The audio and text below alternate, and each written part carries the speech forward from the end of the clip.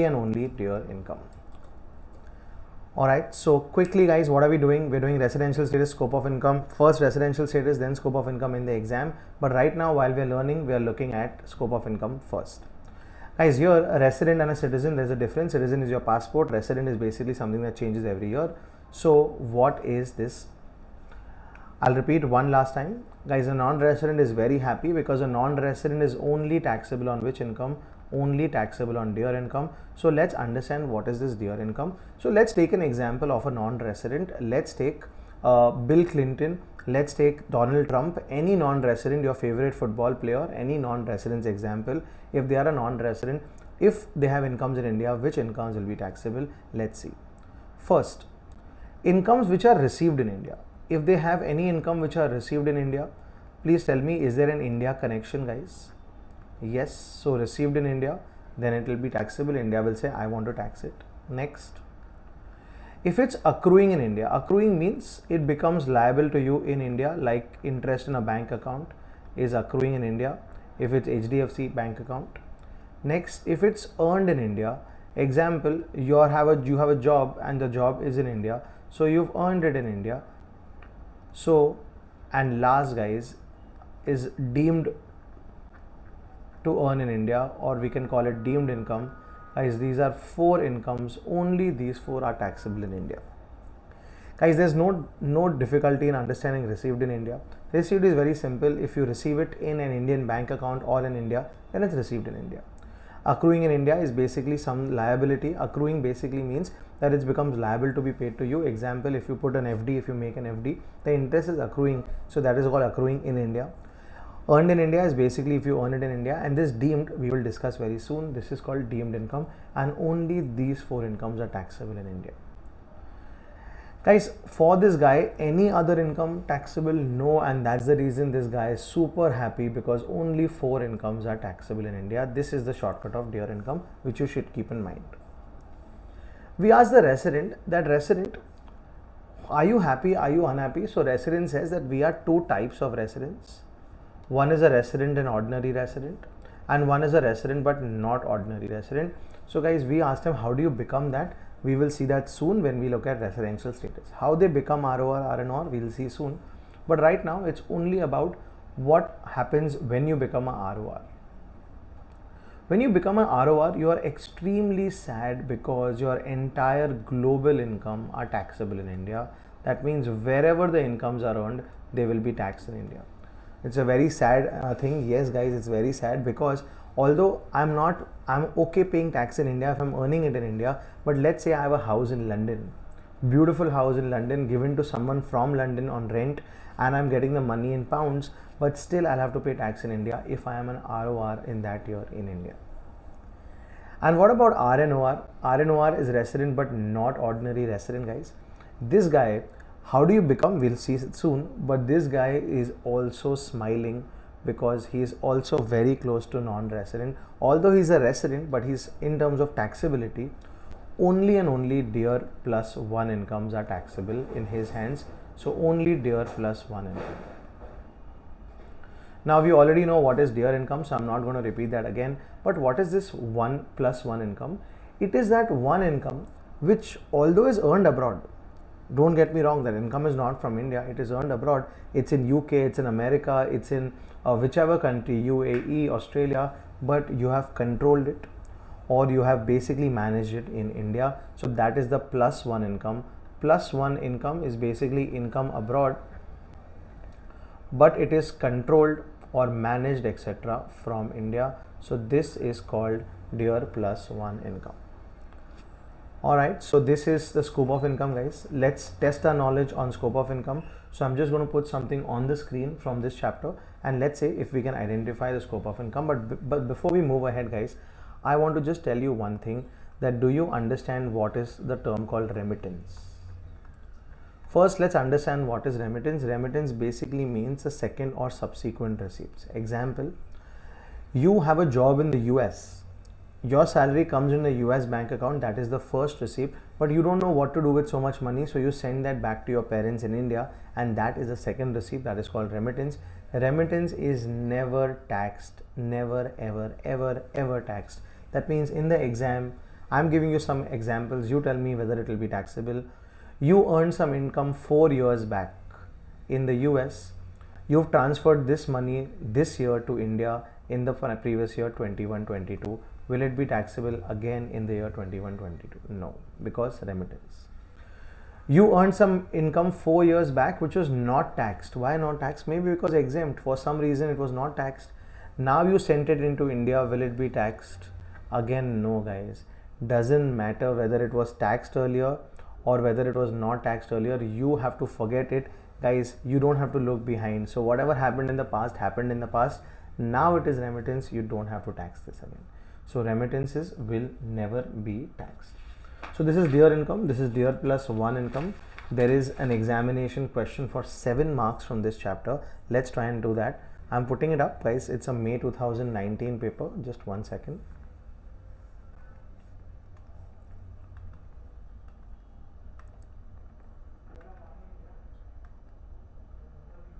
Here we go, guys. The May 2019 paper. Let's try and see if our knowledge works in terms of dear plus 1 and global income.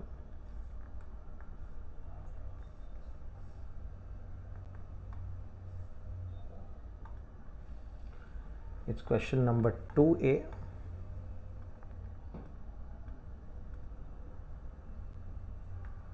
Here we go.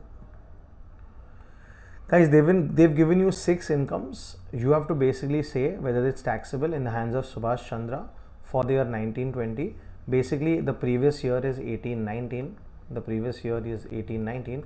And you have to tell me whether it will be taxable if it's a ROR. So everyone, guys, ROR. You tell me and I'll put a tick mark on those which will be taxable. Guys, you know ROR is crying because everything is taxable. Income from business in India, will it be taxable? Yes. Profits from business in Japan, will it taxable? Yes. Untaxed income of the year 1617 which was brought to India this year, is this going to be taxable? No, guys. Excellent. Why? Any reason, guys? Because this is remittance. Royalty of 4 lakh, guys, will this be taxable? Yes. Agriculture income in Bhutan? Yes. Income from a house property in Dubai? Yes. But you know, guys, I want to clarify 2 things. First is agriculture income. Only in India it is exempt, not worldwide. So will you tax it? Yes. Under which head? PGBP, IFOS, it's your wish, and you can minus expenses. Yes. And what about income from a house property in Dubai? That also you will get taxed. But will you get deductions, guys, of municipal tax 24A, 24B? Yes. Guys, remember give and take relationship. If you are offering something to the government to tax, they will give you expenses and deductions as well. So everything is taxed except this one. And of course 73,000 you will minus 30% because 24A says 30% flat deduction. So this is what is the case for ROR. Now here, guys, let's take RNOR. Let's see if RNOR is being taxed here. Resident but not ordinary resident. Guys, you have to just see one exception. This is now we have to see dear plus 1 in this case. So everyone watch out very carefully whether it's dear plus 1, and if you tell me, I will tick mark. Income from business in India 2 lakh. Guys, is this dear income? Is there an India connection? Yes. So will it be taxed? Yes. Profits from a business earned in Japan 70,000, out of 20,000 were received in India. The business is controlled from India. Guys, is it plus 1? Is it controlled from India? Yes. So how much will be taxed? 70,000 or 20,000? The entire 70,000 will be taxed. Excellent answers, guys. Good job. Moving ahead to the next one. Guys, people who are confused thinking only 20,000 is received in India. I am not looking at R. I am looking at plus 1. This business was controlled from India. Untaxed income is remittance, never taxed. Royalty of 4 lakh received from Sri Subhash, a resident, for technical service provided to run a business outside India. Guys, here we have not done deemed income. This is deemed income. We have not done that, so I'm going to park it aside. Agriculture income of 90,000 is in Bhutan. Guys, is this dear income or dear plus 1? No. Not received in India, not earned in India, not accruing in India. Then how will we tax it in India? So not taxed. And income of a house property in Dubai, which was deposited in Dubai, is this dear income or dear plus 1? No. So it will not be taxed in India. And last, guys, it is, they have not told us, but we'll also see it from a non-resident's perspective. Let's make him a non-resident, and guys, again you will tell me whether it will be taxable or not. In case of non-resident, guys, please tell me Which are the incomes which are only taxed in case of a non-resident? Only deer income. So with that, guys, let's start deer income. Income from a business in India, 2 lakh. Is this India? Is this deer? Yes. Profits from a business in Japan, 70,000. 20,000 were received in India. Guys, is this Indian income? Is this deer? Yes. But how much received in India? Only 20. So only 20 will be taxable. Untaxed income brought back. This is remittance. Remittance is never taxed. Royalty of 40,000. This is deemed income. We'll do it soon. Not taxed right now. Agriculture income of Bhutan, not earned, not received, nothing in India, so not taxable. And this is also not taxable. So only 2,20,000. This will be taxable. So guys, this is the question. This is what is frequently asked in the exam, and you should be able to get your answers very clearly if you know deer income, deer plus one, and global income. Remember, remittances are never taxed. Perfect. Untaxed remittance is also not taxed. No, untaxed remittance is also not taxed. Remittances are never taxed because it could be untaxed for many reasons. It may be exempt income that year. So it's not our responsibility to be the government. Untaxed or taxed doesn't matter. Remittance is never taxed again. Alright, perfect. Guys, so here we go. This is scope of income which we have done, except deemed income, which we will do soon. But right now, let's go to residential status. Guys, we know what is an NR, we know what is a ROR, we know what is a RNOR, but how do you become that? Let's find out through residential status. Residential status is given in a section called section 6. And scope of income, which we just discussed here, is given in a section called section 5. So this is section 5, that is section 6. But how will you tell? Because you can't write deer income in the exam. So guys, if an income is taxed, you will obviously give the reason that it is earned in India or received in India or accruing in India or deemed to accrue or rise in India. And if it's not taxed, you can just write that it is not within the scope of income under section 5. Alright. Guys, moving to residential status, and we'll deal with the first one, which is your exam question for sure, which is section 6.1. Obviously, section 6 has 4 parts: 6.1, 6.2, 6.3, and 6.4. But let me give you a small tip, guys. If you don't do any of these, just do 6.1 also. It's good for CA inter exams because that is what is asked in the exam. We only will focus on section 6.1. Let's do it, guys. So this all is great, but what is most important is section 6.1. So here we go. I'm adding a slide for section 6.1. Section 6.1. This is residential status for individuals. The surgeon, who's our hero of the story, his brother, his father, all of them want to know the residential status. You also want to know. I also want to know. Virat Kohli also wants to know. Your favorite footballer also wants to know. Everyone wants to know their residential status in India, so they have to go under section 6.1. Here we ask them few questions, guys. The first basic condition is we ask anyone, let's take the surgeon, we ask the surgeon that, surgeon, please answer this first basic condition, that has your stay in India during the previous year 21-22 been greater than or equal to 182 days. Be watchful of the symbol, guys. The symbol is the same. It's always greater than or equal to 182 days. So that means we are trying to ask him, are you staying a lot in India this year? If your answer is yes to this question, then we'll make you a resident. But what if my question answer to this is no? Will you make me a non-resident so soon? No. If your answer is no, we will test you on another question because we want you to become a resident. Anyways, this is the first basic condition, guys. I hope you are aware of this. You've heard of this. Please recap it with me. Stay in India during the previous year 21-22 should be greater than or equal to 182 days. If that is the case, then you are a resident. You will be maybe ROR, maybe RNOR. We'll see soon, but at least you are a resident. But if you say no, we don't give up so easily and we go to basic condition 2.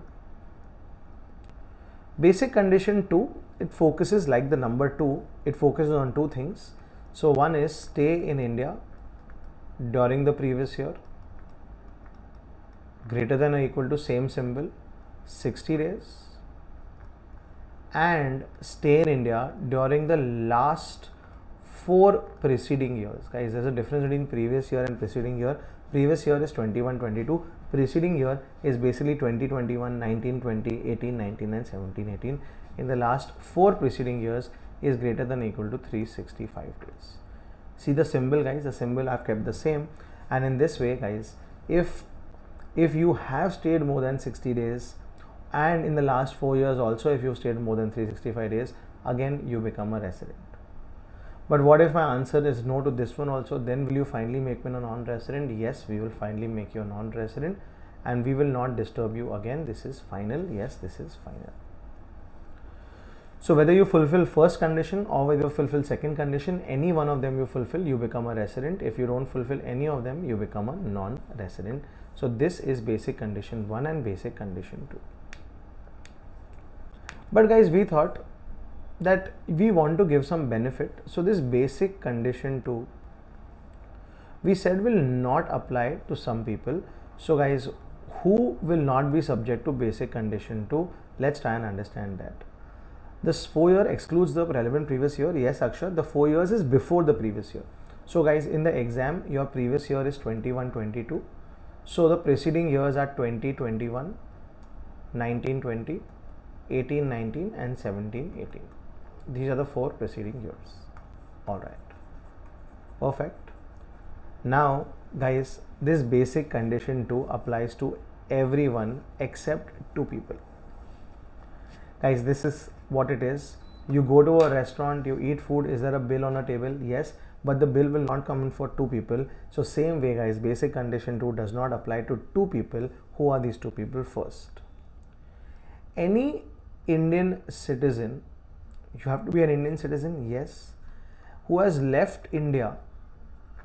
But then why are we giving him this benefit? Because he's left India for employment or joining a ship as a crew member. Congratulate him guys, he is going to make India very proud abroad.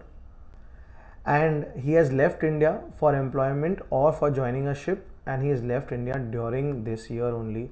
So then you will not apply basic condition 2. No, you will not apply basic condition 2. Then for him, what condition applies? Only one. Yes, only one. And guys, the second, if you are an Indian citizen, yes, for the second one also you should be an Indian citizen. Or if you are a PIO, person of Indian origin, which I'll tell you very soon what it is. If you are an Indian citizen or a PIO and you are just visiting India for a holiday, to get married, to get your cousin married, someone is not well, to take care of them. If you are visiting India, then don't worry, we are very happy, because when you come to India, you will spend a lot of your foreign money in India, and hence basic condition 2 does not apply to you as well. So these are 2 people guys. Please tell me, if you go to a restaurant, you get a bill, you got to pay, but there are 2 people who don't pay that bill. Is that a good thing? Yes, there are 2 people who don't pay. Same way guys, here also there are 2 people, or there are 2 kinds of people for whom basic condition 2 does not apply. First is Indian citizen, second is Indian citizen and PIO.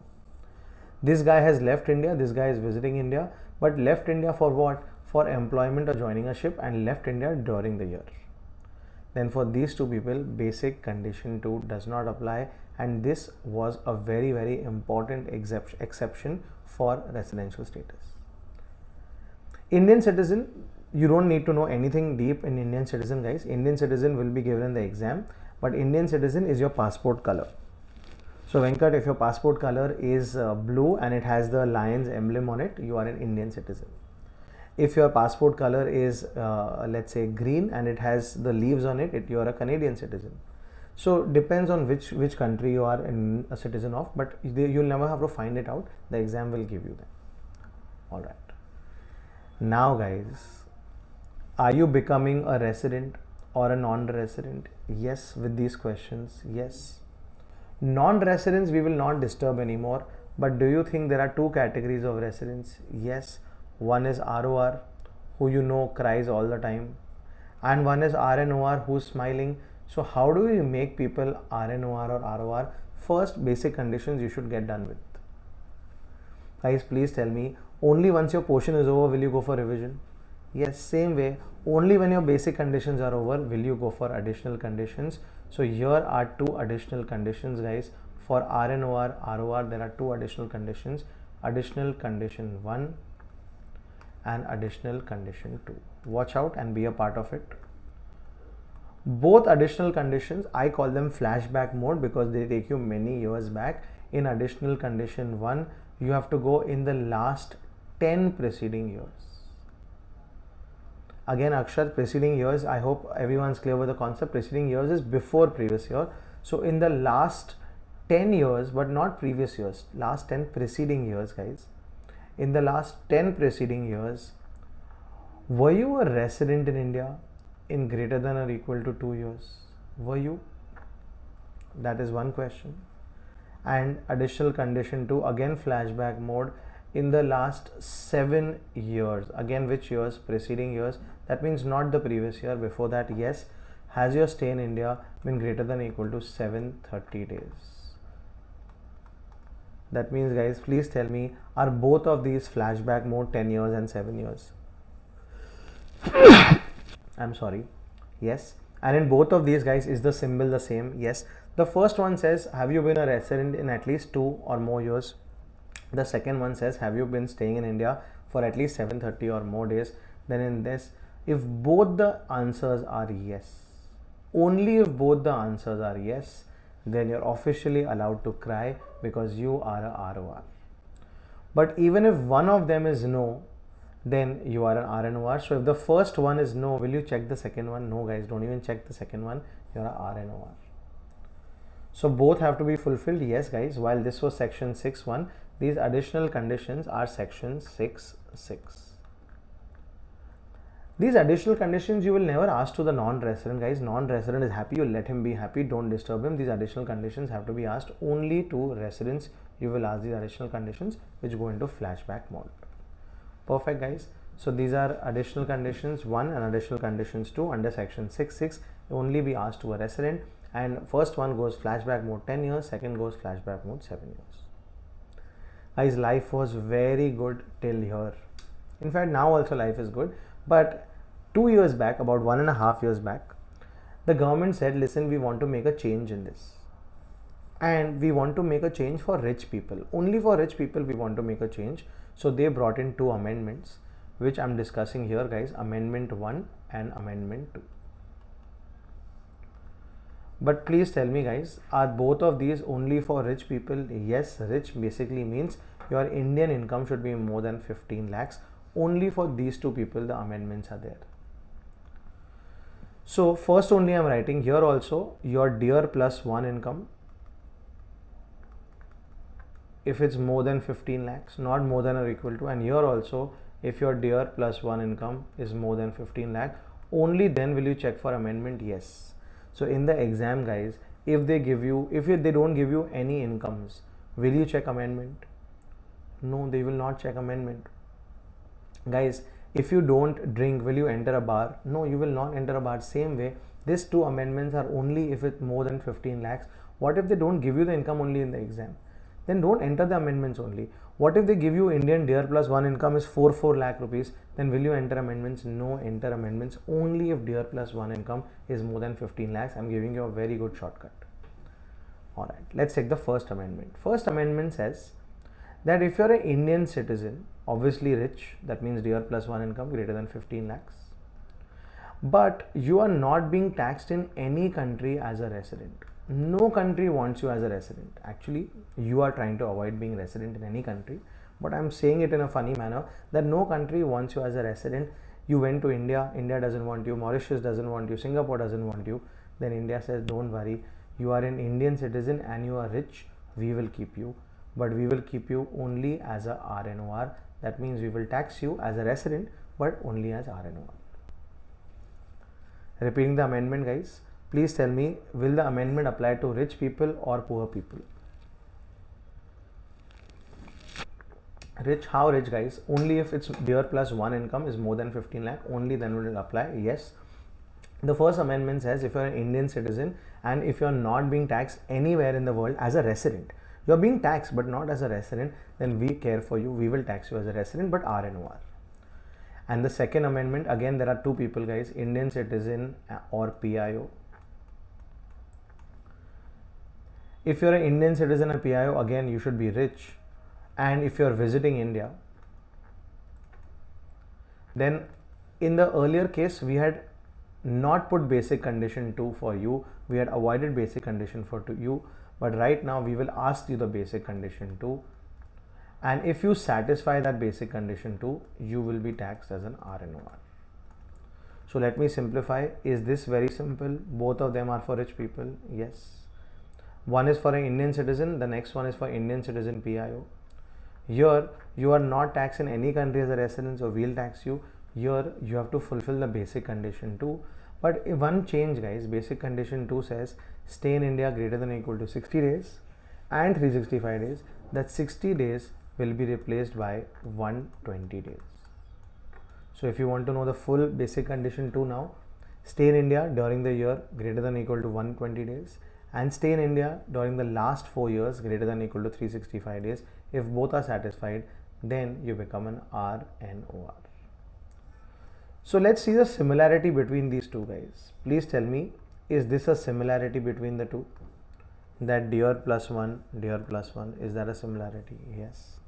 Also both of them are trying to make you what guys? Both of them are trying to make you RNOR. They don't want you to become a resident, an ordinary resident. They are not going to make you cry. But they want that 1 plus income guys. They want that 1 plus income. These are the two differences. Sorry, these are two similarities. And now what are the differences guys? Here it's only Indian citizen. Here it's Indian citizen PIO. Here you should not be a resident in any country being taxed. Here you have to fulfill the basic condition 2 with 60 days replaced by 120 days.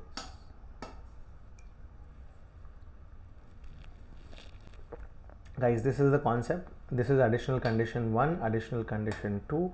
These are the amendments. Guys, very, very important. 6.1 is come to an end. Is in the exam 6.1 important? Yes, 6.1 is very important. So the income of 15 lakh plus must be Indian income. Yes, it must be DIR plus 1 income. So 15 lakh plus should be only DIR plus 1 income. Perfect. Alright. Guys, this is section 6.1. Let's go to the non-important sections. Let's focus on that also. Let's do 6.2 guys. 6.2 is basically for HUFs. They say, can a HUF also be a non-resident? Yes guys, HUF can also be a non-resident. So they say depends on control and management. That means where is the Karta, where is the co-partners, where are they controlling and management? If the control and management is in India, even a little bit, any India connection, then the HUF will be a resident. But if the control and management is fully abroad, that means everyone is in Singapore. Karta also, co-partners also, all decisions in Singapore. That means fully abroad, yes, only then it becomes non-resident. That's it. No further bifurcation, no. In HUF also there is a further bifurcation of ROR and RNOR. So do we have to look at two new additional conditions? No, the same additional conditions work here also guys. Additional condition 1, 10 years flashback mode. Additional condition 2, 7 years flashback mode. The only thing is here, whom do we ask these additional conditions to? You ask the additional conditions to the Karta. And depending on his answers, if both the answers are yes, yes, who becomes an ROR? The HUF becomes a ROR. If one of them is no, who becomes a RNOR? The HUF becomes a RNOR. Guys, I joke about it that if you want to go to Goa, whom will you ask your permission from? Your parents. If your parents say yes, who goes to Goa? You go to Goa. Same way guys, if the Karta, you ask the question, if the Karta says yes, who becomes ROR? HUF becomes ROR or RNOR as the case may be. So this is section 6.2. Everyone please tell me, can the HUF also be non-resident guys? Is there a possibility that Hindu undivided families are non-resident? Yes, it can be a possibility. But in the exam, the possibility of this is very rare. Let's go to the next one, section 6.3. For companies, Reliance Industries, ICICI, very popular now, Adani, all these are companies, and they say if you are an Indian company, very simple, registered in India, yes, Adani, Reliance, ICICI, HDFC, registered in India, yes, so you are a resident, perfect, no further bifurcation between ROR, RNOR here. And if you are a foreign company, then we want to read your poems. Yes guys, foreigners write very good poems, so we'll try and read your poem. If your place of effective management, which is poem, which is not important at CA inter level, if your poem is written in India, then you are a resident. But if your poem is written abroad, that means you're writing the poem in the Switzerland, then it is non-resident. Is this important? No, maybe I'm MCQ maximum, but nothing more than that. So guys, companies 6.3, companies have no further bifurcation between RNOR or ROR, like that is not there. So here it's only resident or non-resident. If you're an Indian company, automatically you're resident. So all Indian companies are residents. True or false? Absolutely true, guys. All Indian companies are residents. And what about foreign companies? Foreign companies depends on where they write their beautiful poems. If they're written in Himalayas in India, then taxable, or sorry, resident. If they're resident in Swiss mountains, then non-resident. And last, guys, if we forget anyone, we always keep an open section. 6.4 basically is for everyone. Yes, it's for all the others, like partnership firm, like LLP, like AOP, BOI, AJP, all of them are here. And this is the same as HUF. Yes, this is the same as HUF. So it depends on control and management. If control and management is in India, even partly or fully resident. Otherwise, if it's fully abroad, then non-resident. Is it the same? Yes. Only difference is this ROR will not be further divided into ROR and RNOR. That's the only difference, guys. So this is section 6.2, 6.3, 6.4. On importance level, these are 1 on 5. Whereas 6.1 on importance level, guys, it is 5 on 5. In the exam, it is definitely going to be there. All right.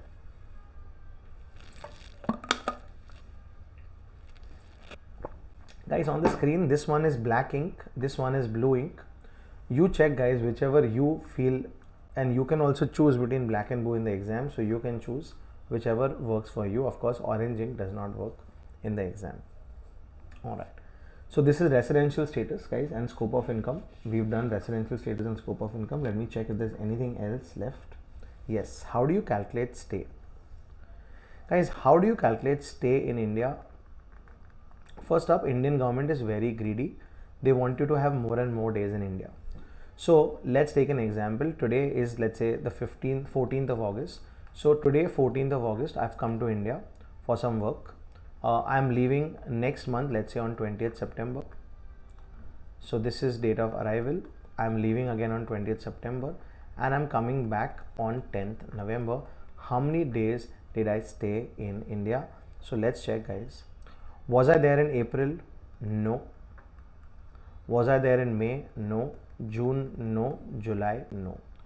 August, how many days I was there, guys? August. I came today, 14th August today. Have I come? Yes. So 31 days minus 14 days, but plus 1. Why am I doing plus 1? Because the day you arrive into India also has to be included. So 31 minus 14 plus 1 is 18 days of August. September, how many days I was here? 20th September I left. So that day also included. Yes, guys, the day you leave and the day you arrive both have to be included. So this is 20 days. October I was here. Sorry, September I was here for 20 days. October I was not here. October I was not here. November I came back on 10th. So how many days in November, guys? 30 minus 10 plus 1, 21 days in November. December I was here. Jan I was here. Feb I was here, and March I was here. Let's calculate, guys. So 18 plus 20 plus 21 plus 31 plus 31 plus 28 plus 31. So in overall, guys, I was in India for 180 days. Let's check, guys. Please tell me, basic condition 1. Am I fulfilling the basic condition 1, guys? Stay in India greater than or equal to 182 days. No. Basic condition 2, will you check? Yes. But what if I'm an Indian citizen visiting India? Will you check it? No. What if I'm a PIO visiting India? Will you check it? No. What if I'm an Indian citizen leaving India for employment during the year? I will not check. But I'm none of these. I'm, let's say, a foreigner who's come to India. So will you check this? Yes, stay in India greater than or equal to 60 days, which I'm fulfilling. But this is my first visit. I've never come to India before. Then stay in India in the last 4 years is not being fulfilled. So hence I'm a happy non-resident. And a non-resident, guys, will you ask any additional conditions? No. But what if, guys, they give my DEAR plus 1 income? Will you check my amendments? Yes, you will check my amendments only if DEAR plus 1 income is more than 15 lakhs. Now just trying to clarify, this is stay in India. Next, trying to clarify guys, what is person of Indian origin? Guys, person of Indian origin is basically whose origins are Indian. Of course, I have only simplified the short form and full form. Guys, that means my parents, my grandparents were born in India or even including undivided India. Example guys, Vijay Mallya was in India. Vijay Mallya's father was in India, but his son Siddharth Mallya was born in the UK, studied in the UK, spoiled in the UK. So is he a person of Indian origin? Yes, because his parents or grandparents or either of them were born in undivided or divided India. Basically, undivided basically means before 1947. That's PIO.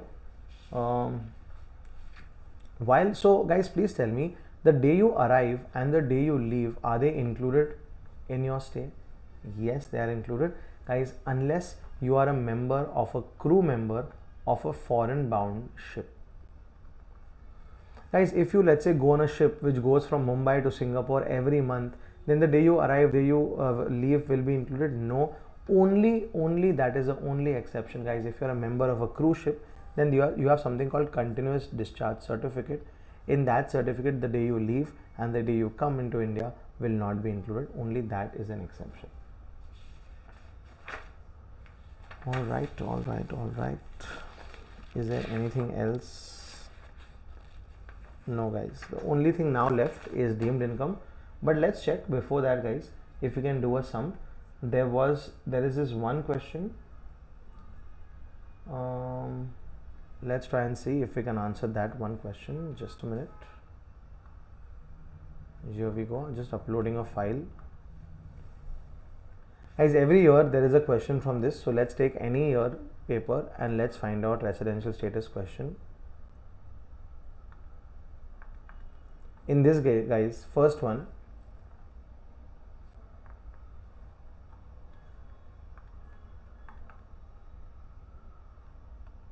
he is a resident. They've already mentioned that.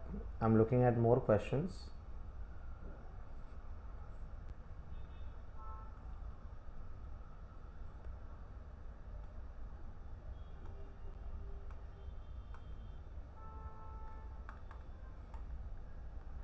Yes.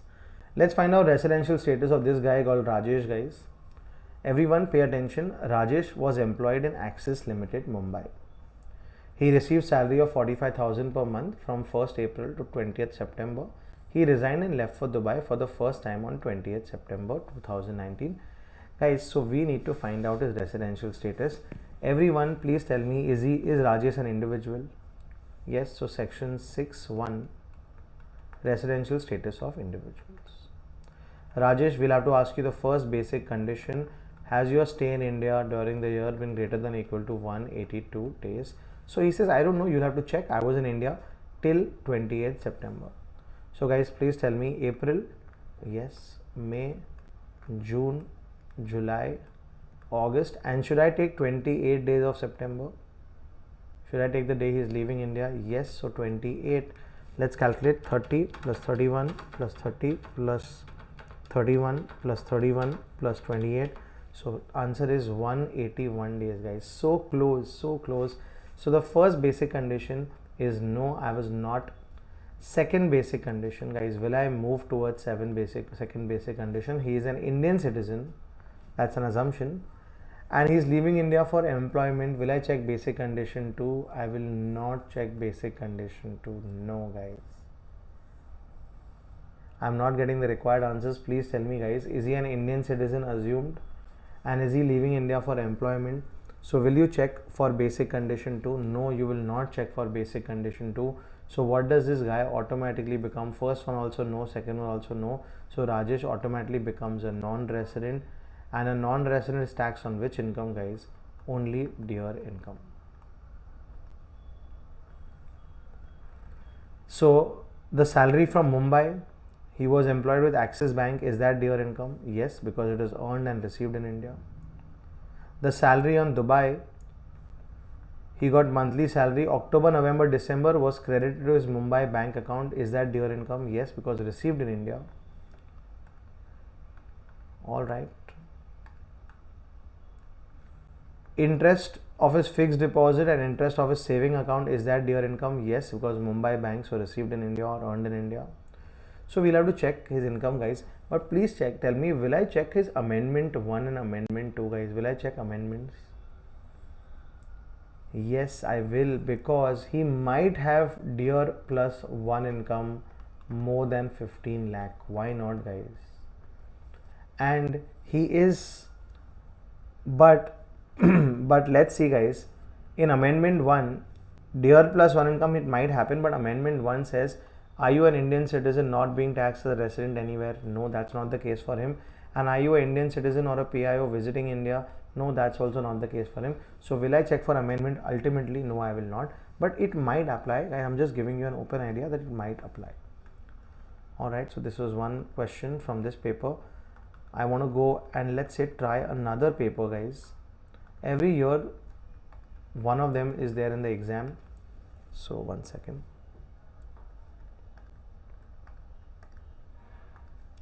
One sum from this concept is always there in the exam. So this was a Jan paper. Let's put the July paper here and let's see if there's a question on this.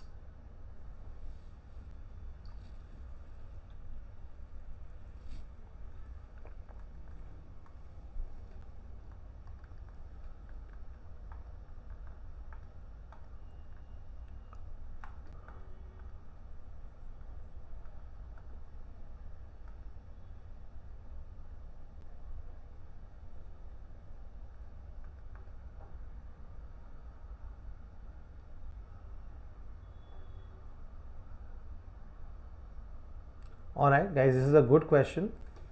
Guys, again, question number 2, 6 marks. You are required to ascertain the residential status and compute a total income and tax liability in India for the year. Let's try and do this sum. Everyone, I want your attention to this question. Mrs. Rohini, is she an individual? Yes, guys. So section 6.1.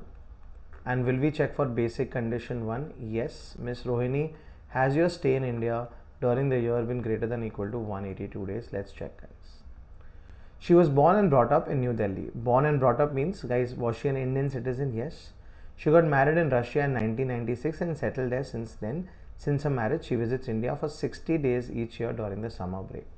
So, guys, will the first question apply to her, or will she say yes? No, this is no. We don't give up. We go to basic condition 2. But will basic condition 2 apply to her, guys? Is she an Indian citizen? Yes. Assuming, guys, she has not become a Russian citizen.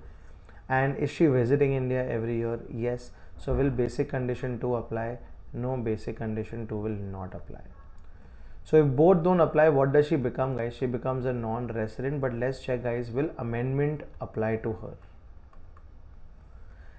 Guys, she is an Indian citizen or a PIO visiting India. So yes, amendment number 2 could apply to her, but only if her DIR plus 1 income is more than 15 lakhs. Please check all the incomes. Do you think if I take all the incomes also, is it going to be more than 15 lakhs? No. So I can safely say that amendment 1 and 2, even though they look like they would have applied, they now can't apply because this is only applicable to rich people, these two amendments. So she is a non-resident, guys, Rohini. So have we got the first answer? Yes. How will you present this answer? I'll tell you how to present this answer. The first line you will write is Mrs. Rohini is a non-resident for the assessment year 21-22 as under, full stop. Next, she does not fulfill the basic condition 1, that is stay in India greater than or equal to 182 days, since her stay in India is only 60 days. Further, the second basic condition will not be applicable to her because she is an Indian citizen or a PIO who is visiting India, and hence she is a non-resident. That's how we will present it, guys. Will the non-resident be checked for additional conditions? No, you will not check for additional conditions because you are a non-resident. Alright, now compute her total income, guys. Can you help me compute her total income? Tax liability will not be able to compute, but total income we can. A non-resident is taxed only on what, guys? A non-resident is taxed only on DIR income. So you have to help me whether it's DIR income or not.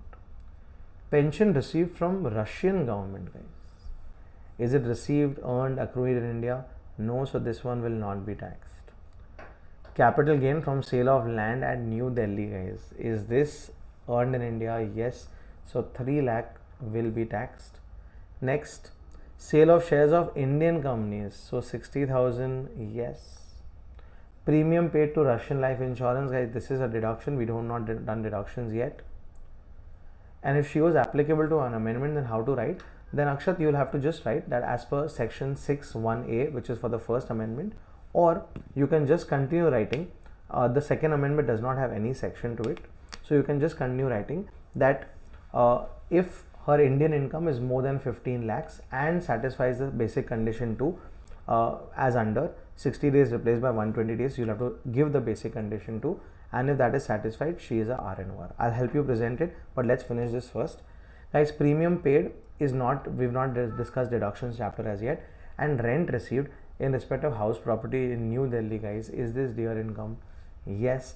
But will you give deductions, guys, of 30%, etc.? Yes. So these are 3 incomes which will be taxed. Will she get some deductions? Maybe. And then you have to calculate a tax liability. I can't do that because we haven't done capital gain chapter. Guys, like I said, every year you have a question from residential status. Now guys, what if this her dear plus 1 income was 18 lakhs? Would your answer change in that case? Let's check, guys. If her dear plus 1 income was 18 lakhs, then in that case, guys, Mrs. Rohini has Indian income of more than 18 lakh, and basic condition 2, guys, will have to be satisfied.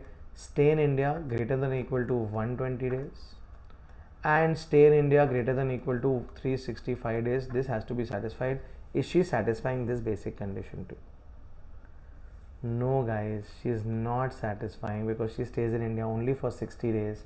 So hence, will our answer change? No, our answer will still be non-resident. So just because, guys, she has dear plus 1 income more than 15 lakhs doesn't mean it will be a RNOR. You have to check the basic condition 2. If the basic condition 2 is fulfilled, only then she will be a RNOR. Venkat, I hope you get the answer. I hope you got the answer there. Yes, perfect. So guys, please tell me, will you check the amendments when they are rich, that is more than 15 lakhs? Yes. But when they are rich, automatically will they become RNOR? No, you have to check the amendments, guys. If the amendments are fulfilled, only then they become RNOR. So that is the concept of residential status and scope of income. Alright, good job there, guys, on the question front. Now I'm moving to deemed income, guys. Guys, before I talk about deemed income, please tell me, if someone comes to your house on a Sunday afternoon, wakes everyone up, goes to the kitchen, bakes a nice, delicious smelling chocolate cake, the best chocolate cake that you've ever seen, and takes it out of your house and takes it to their house and doesn't offer you any cake, will you like it? No. But guys, it's her cake, right? Then why should she give you some part of it? Guys, she will have to give you some part because she's come to your house, your kitchen, used it, and then given you, and she has to give you some part of the cake. Yeah. So the same concept is in deemed income, guys.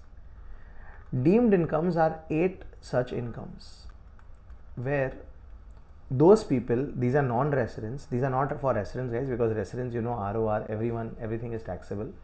So these are non-residents who've come to your house, they've come to your kitchen, they've baked a nice cake in your kitchen. Guys, do you think you want to tax that income?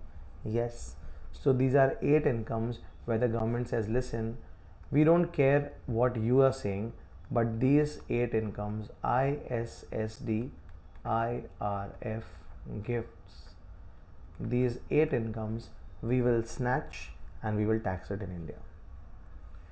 Guys, while she is taking the tray right under your nose, will you cut some piece and immediately take it? Yes, that's what the Indian government also does. ISSD, IRF, gifts. This is the concept of deemed income. Slowly and steadily, guys, one by one we'll start. We'll start with gifts first. So this is a non-resident.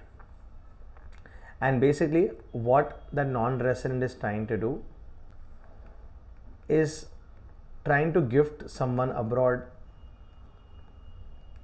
The non-resident is trying to give someone abroad a gift of more than 50,000 rupees. Alright, so if you try and gift someone more than 50,000 rupees to a non-resident, then it will be deemed income. Let me explain again. Guys, this is you, sorry, you are a resident in India and you don't want to pay too much tax. You want to make a fixed deposit, but if you make a fixed deposit in India, you will be taxed. You want to buy gold, but if you buy a gold, you will be taxed when you sell the gold. So you give a gift to your non-resident sister abroad of more than 50,000 rupees. This is not gift of mobile phone, etc. This is gift basically in terms of cash or bank account, and if you give more than 50,000 to a non-resident, then this will be deemed income in India. So example, if you give 80,000 rupees to your sister, or let's say you give let's say a bigger amount, guys, let's say you give 8 lakh rupees to your sister and you tell her to invest this in gold in Dubai, then the government says, listen, this is more than 50,000 rupees given by a resident to a non-resident, so this is deemed income. Alright, so is it income? Yes. Now who will pay the tax? The non-resident will have to pay the tax in India, and that's the reason non-residents will say, listen, sorry, but I will not accept this gift. So this is the first part. Is this deemed income? Yes. Only if the gift is more than 50,000. And who will be taxed on this deemed income, guys? Who will be taxed on all these 8 deemed incomes? Only a non-resident will be taxed. Alright. So the first one, or actually the last one in this scheme, is gifts.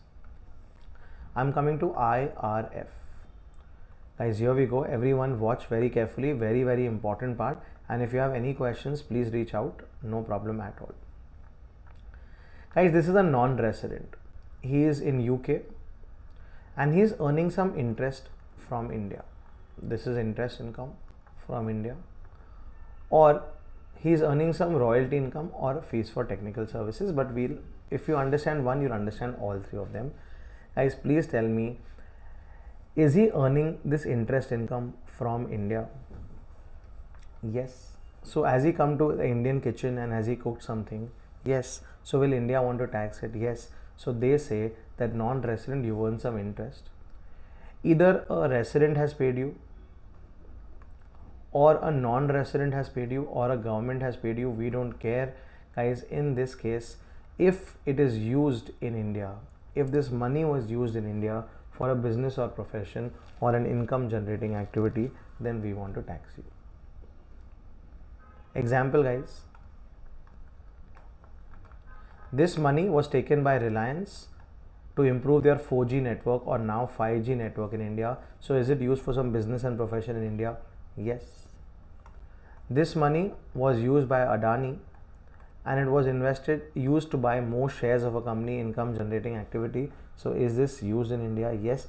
Usage basically means business or profession or income generating activity in India. A resident pays, a non-resident pays. Will you check where it's used? Yes. But if the government pays, will you check the usage? No, you will not check the usage. So this is what is the concept. Again, I am repeating, guys, this is very difficult on paper, but it is very simple to understand in the exam. Please check usage if it is earned by a non-resident. So I am repeating this. Whose income are we talking about? We are talking about a non-resident income. Why only non-resident? Because residents, RORs, anyways, full income is taxable in India. This non-resident, are they earning some interest income? Yes. Is the money being used in India for a business or profession or income generating activity? Yes. Then such income will be deemed to accrue or arise in India. Instead of interest, if I call it royalty, or instead of royalty, I call it fees for technical services, the same concept. As long as you are using it in India's kitchen, we have the right to eat a part of that cake. So you can be earning interest, you can be earning royalty, you can be earning fees for technical services, but as long as this money or this patent or these technical services are being used in India, we will tax this income. What is used? Business or profession or income generating activity. But guys, this usage will not be checked if government is paying. If government of India is paying, then we will not check usage. Government of India can be using it in Sri Lanka also, doesn't matter. For government of India, we will not be checking this. So guys, I want to repeat this and I want to revise this, but I want your contribution. Guys, whose income are we looking at?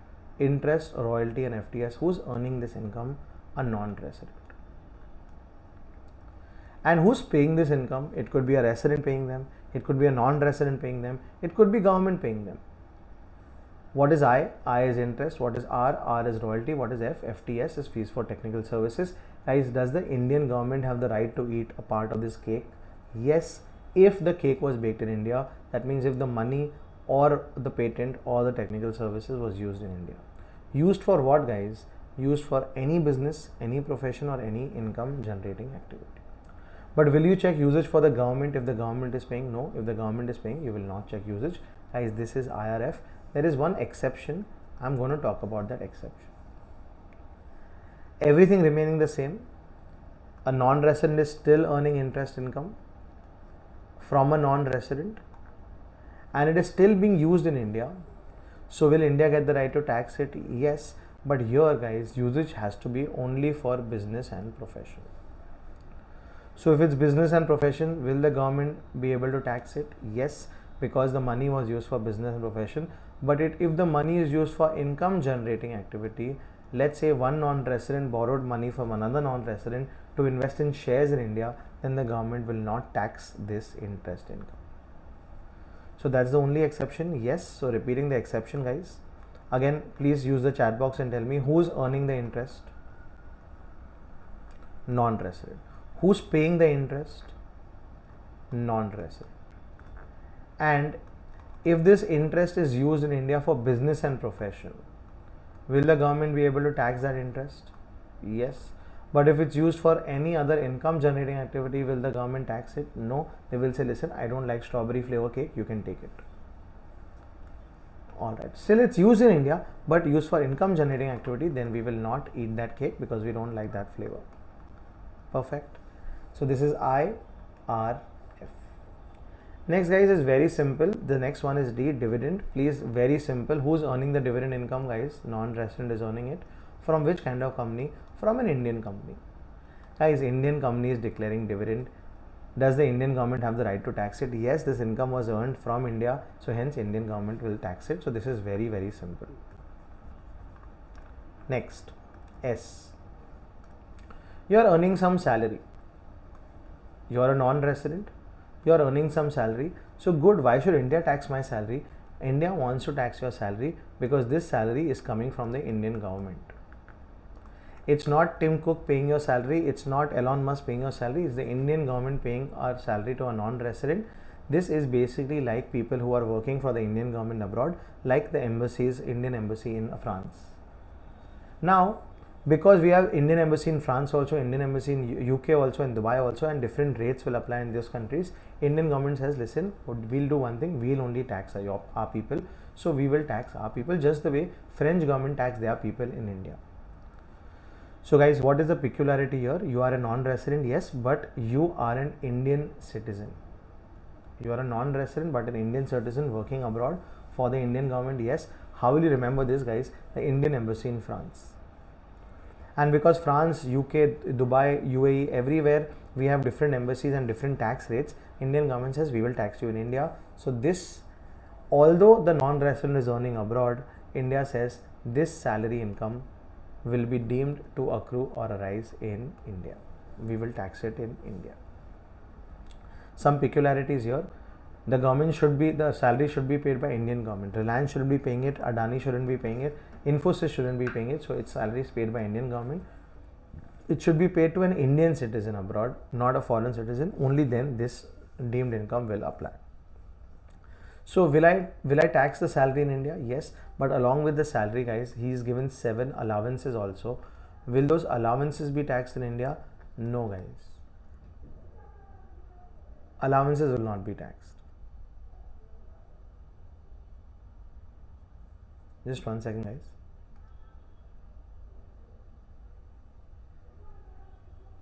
Just 1 second, guys. I'll be back. Guys, just 1 minute and I'll be back.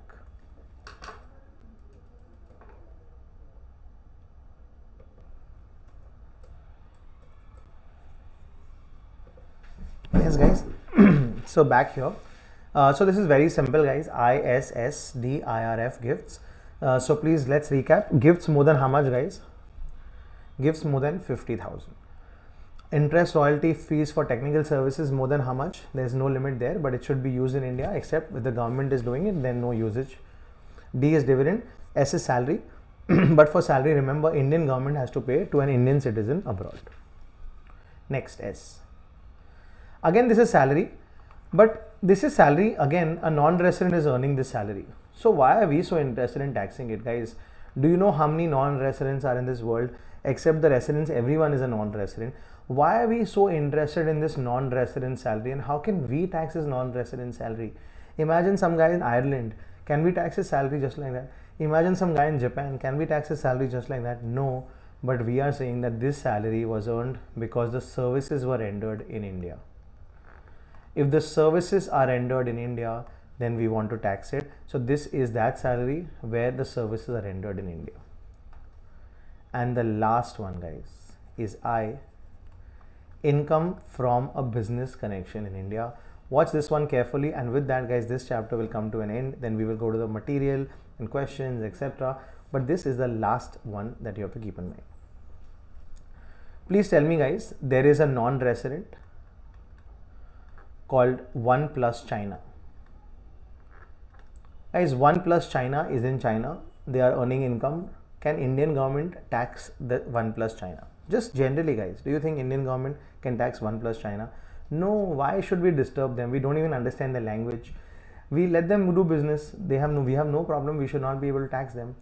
But the government says, listen, what 1+ China has done is they established an agent in India.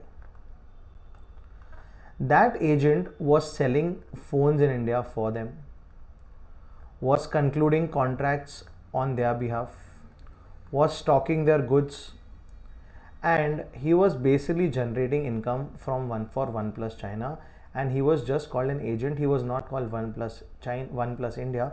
He was just called an agent.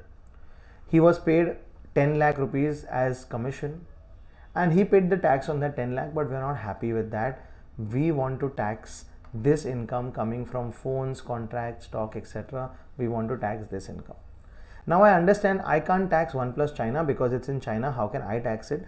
But if you are going to come to India indirectly through an agent, and if you're going to establish such a good business connection in India, then why shouldn't I tax your business connection?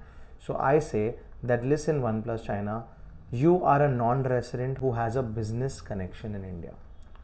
So income from what, guys? This is income. I is for income. Income from a business connection.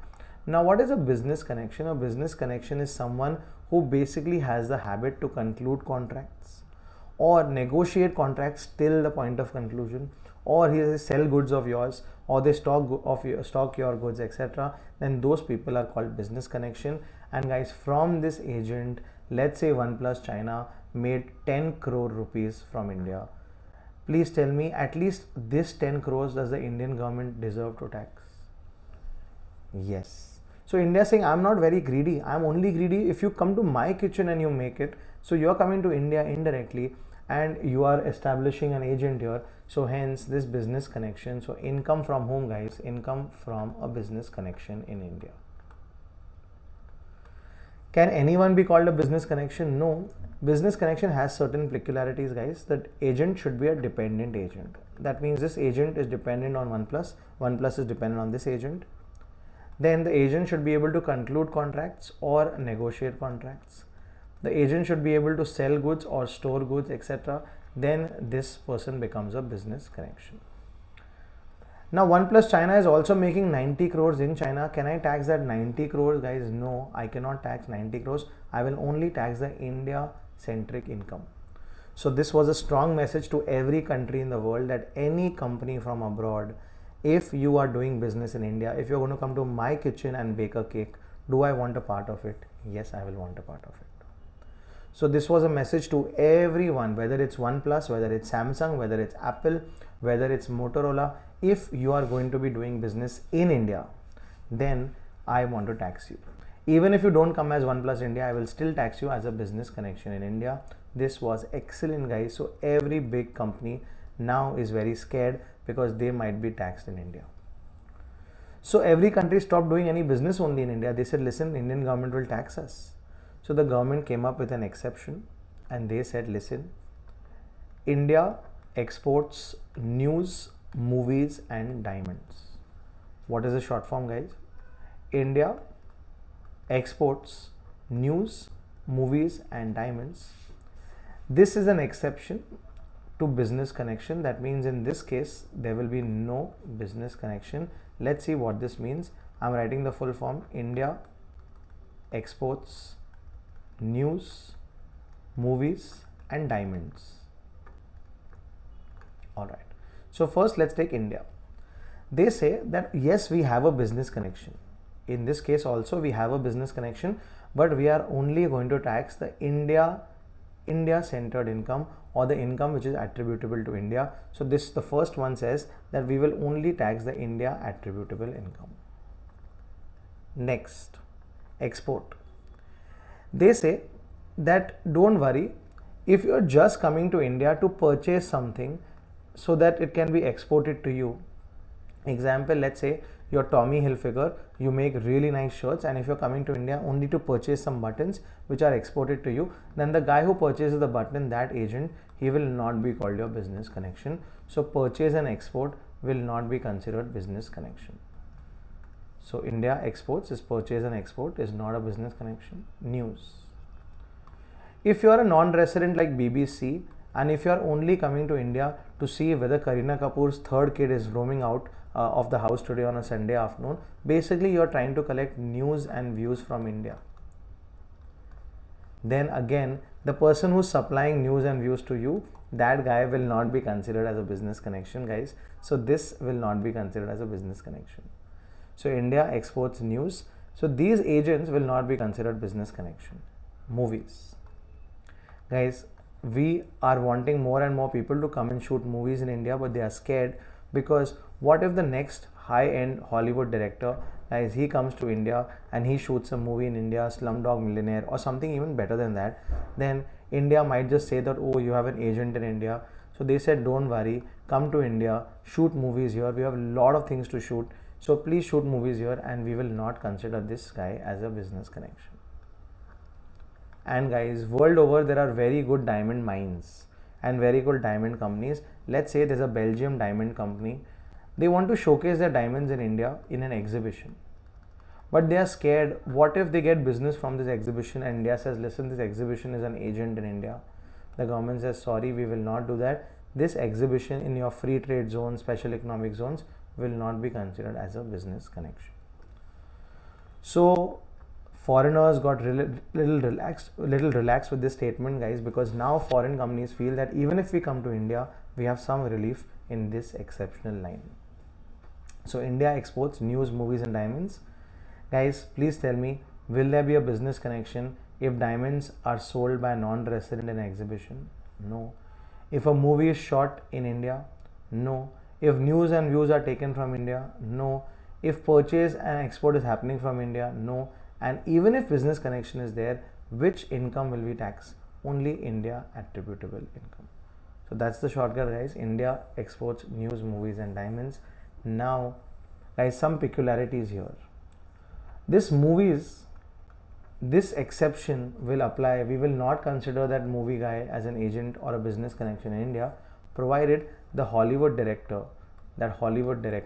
is not an Indian citizen, or the production house is not an Indian citizen. All right. Now it's time for sections, guys. The section for deemed income is 9.1, but of course that's not enough for me. I want the subsection also. So ISSD IRF gifts is 911, 912, 913 and so on and so forth till 918. So 1, 2, 3, 4, 5, 6, 7, 8. So 918. In the exam, try and quoting these sections, guys, because that will give you a slight edge over the others. So this is section 9.1. Is this deemed income? Yes, this is deemed income. Let's do a quick recap, guys. Participate and tell me, guys, are there 8 incomes which India says, listen, you've come to my kitchen and I want to tax it? Yes. What is the full form for that, guys, or the short form for that? That is ISSD IRF gifts. Gifts more than 50,000. Interest, royalty or fees for technical services if you use them in India, except guys interest, non-resident, only used for business and profession. Dividend from India, salary from Indian government to an Indian citizen working abroad, salary for services rendered in India, and income from a business connection, all this will be taxable in India. This is called deemed income. Guys, this was going on till India found out something very peculiar that Netflix was doing. Netflix USA was a non-resident and they were making money, so why should we disturb them, guys? Netflix is in USA, they are making money in US will tax it, why should we tax it? It's anyways a non-resident. But what they were doing is they had an app in India, and through that app you could download that app, you could pay through that app, and through that app you were driving business for Netflix US. So you, me, everyone who subscribes to Netflix through that app, is Netflix USA making money? Yes. But guys, this app is not an agent. The app is not an agent. So how can we tax the app? So we had to increase the concept of business connection. So in business connection, we introduced a concept called significant economic presence.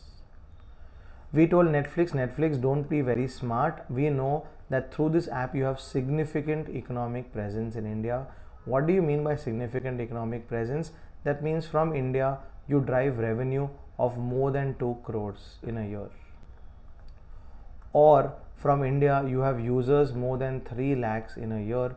Then in these cases you have significant economic presence in India. So guys, please tell me in the chat box, can I tax Netflix USA's Indian income? Yes. But can I tax their foreign income, guys? No, I will not be taxing their foreign income, but I can tax their Indian income. This is called significant economic presence. Everyone's going into sleep mode, guys. Sunday afternoon mode. I'm not getting the replies that I want. I hope you're understanding, guys, what is business connection and what is significant economic presence. Yes. Guys, we are going to look at more and more sums on this concept as well. Yes. So don't worry about that. There was a business connection point which we had missed out. I told you we will discuss business connection and come back. Now is the time that we will come back to that question. So here we go.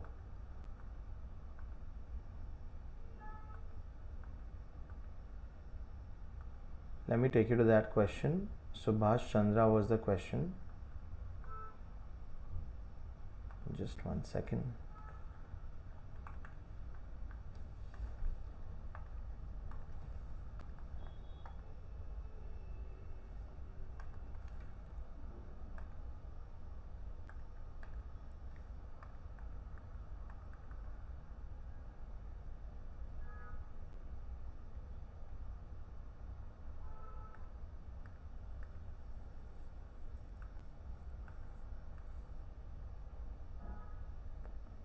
No, it wasn't this one. 1 minute.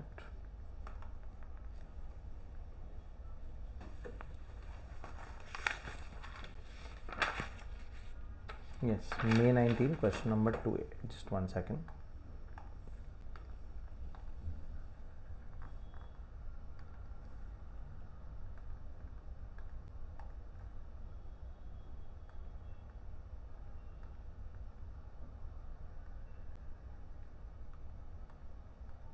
Alright, so here guys, you have to tell me whether this is deemed income or not.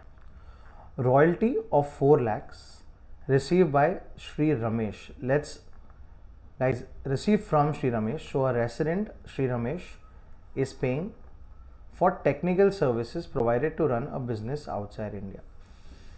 Guys, Sri Subhash Chandra, let's say he is the one who's earning this income. And let's say he's a non-resident. Everyone guys pay attention. I want the right answer, not an answer. I want the right answer. So who's earning this income, guys? Let's say Subhash Chandra is earning this income and Subhash Chandra is a non-resident. Is this fees for technical service? Yes. How much is the amount? 4 lakh. And who's paying? A resident is paying. Ramesh, a resident is paying. So guys, as per 9(1) section, can India tax this? Is it being used in India's kitchen, this technical services? No guys, it is being used outside India. So can we tax this? No, we can't tax this. If it's a non-resident. What if it's a resident? then we can tax. Of course, then global income is taxable. And whatever is R and OR, then we can't tax because it's DR plus 1, again deemed income. So is this deemed income? No guys, this is not deemed income. If you've got it, great. If you've not got it, let me know your question guys on this, because very, very important concept. This is called deemed income. I'm just checking if there is anything else left on deemed income. Yes, that's about it. There is a question in Jan 21 paper 3C for 3 marks. We'll see that in some time. That's about it. I'm opening up the module guys. We are looking at the module, the quick book and everything around it one by one. Here we go. First the module.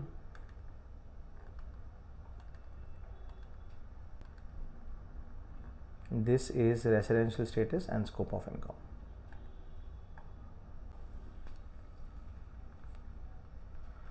Alright, so this is the highlighted module guys, highlighted so that you don't have to read the entire book.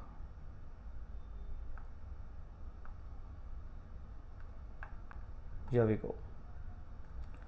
Mr. Anand is an Indian citizen and is a member of a crew of a Singapore bound Indian ship engaged in carriage of passengers in international traffic, deporting from Chennai on 6th June.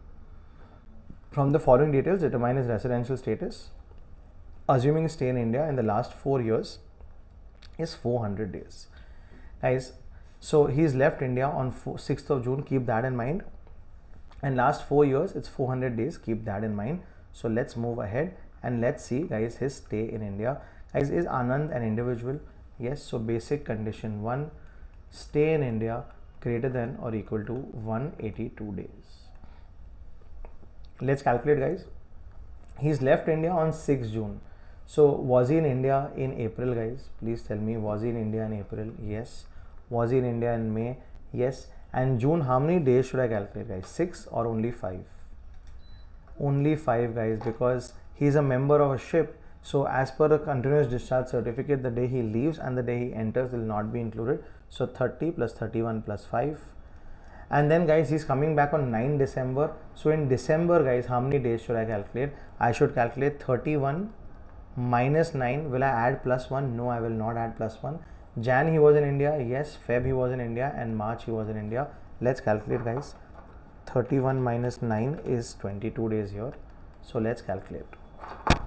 30 plus 31 plus 5 plus 22 plus 31 plus 28 plus 31 is 178 days totally guys. Now let's try and answer the question. Guys, is his stay in India greater than or equal to 182 days? The answer is no. Next, basic condition 2. Guys, first, will basic condition 2 apply?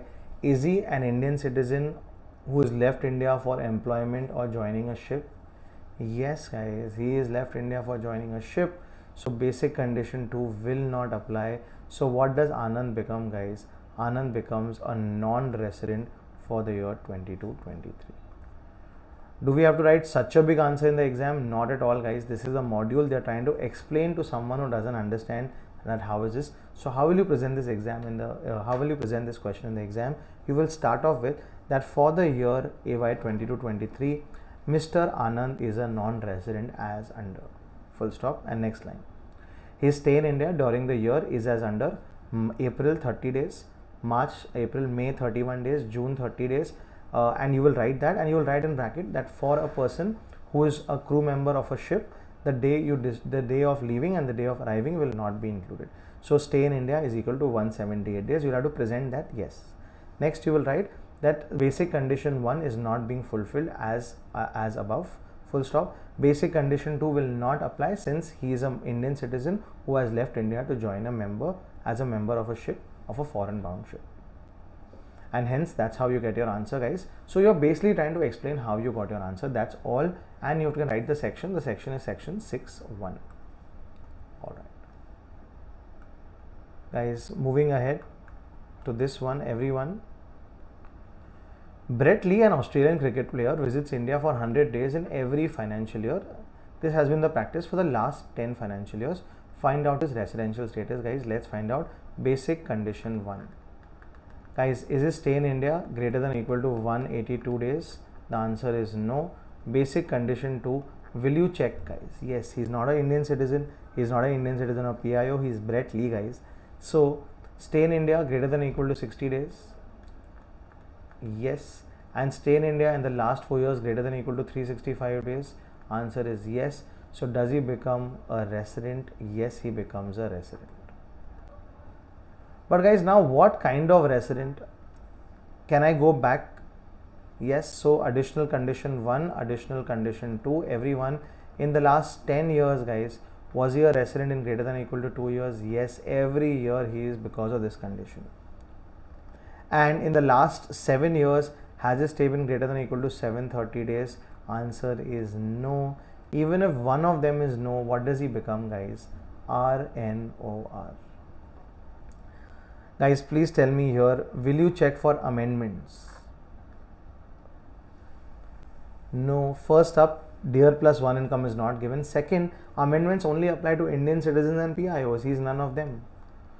Would your answer change if the above facts relate to Srinath, an Indian citizen who resides in Australia and represents the Indian cricket team? Yes, answer will change, guys, because in that case, the second basic condition will not apply only. So the answer will change. Yes, the answer will change. And what would be your answer if Srinath had visited India for 120 days instead of 100 days every year? Guys, let's check. What if Shrikant had visited India for 120 days? Let's see. Question, guys, same rahega. Don't worry. Whatever they put on the table, if you follow, you will get the right answer. 120 days every year. So what about first basic condition 1? Basic condition 1 is not satisfied. What about basic condition 2? It will not apply. Why? Because he's an Indian citizen visiting India, so still not apply. So answer will still not change. He will still be a non-resident. So here we go, guys. Brett Lee, this is the first one. Determine the residential status of Brett Lee. Brett Lee was a resident but not ordinary resident. Next, for this guy, he is a non-resident. Treated as a non-resident. Yes. Alright, let's go to the next one, guys. Everyone, the more you do the sums, the better you get, guys. Mr. B, a Canadian citizen. So please tell me, guys, is he an Indian citizen? Did you have to find that out? Venkat and whoever else had a question on Indian citizen. Did you have to find it out? No, they will tell you in the exam. Alright. Guys, he's an Indian citizen. He comes to India for the first time, guys. First time, does it have significance? Yes. It means that additional conditions will never be fulfilled. Because last 10 years, last 7 years, nothing has happened in India. During the last 4 years, 17, 18, 18, 19, 19, 20, 20, 21 and 21, 22, he was in India for 55, 60, 90, 150 and 70 days respectively. Determine his residential status for this year. Let's check, guys. Don't worry, whatever is on the table, we'll get it right. Okay, first, basic condition 1. During the year, was your stay greater than or equal to 182 days? Guys, this is 70 days. So what is the answer for the first one? No. Second condition. Guys, is he an Indian citizen leaving India for employment? No. Is he an Indian citizen PIO visiting India? No. So basic condition 2 will apply. Stay in India greater than or equal to 60 days. Is that right? Yes. And stay in India during the last 4 years greater than or equal to 365 days. Let's check. So ignoring this year, Akshat, ignoring this year, 150 days plus 90 days plus 60 days plus 55 days, it is 355 days. So this is no, and if both of them are no, guys, what do you become? You become a non-resident. So the answer is here, guys, you are a non-resident. Please tell me, guys, will you check for amendment in this case? Will you check for amendments in this case?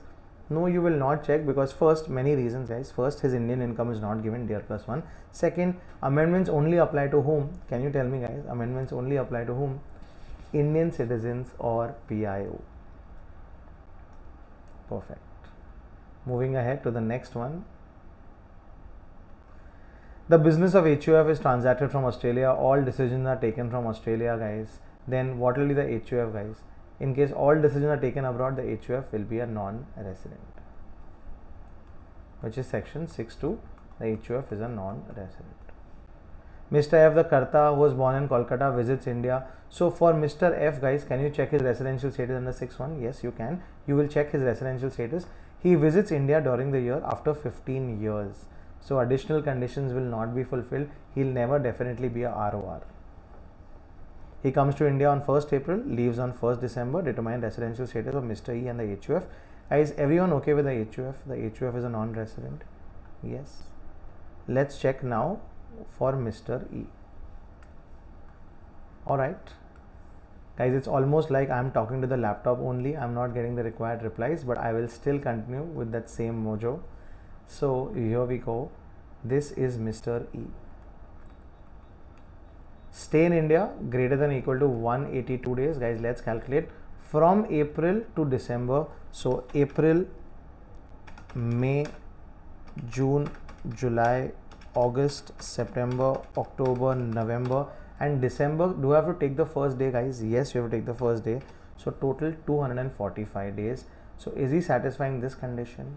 Yes. So you automatically become a resident. But what kinds of resident, guys? Any guesses?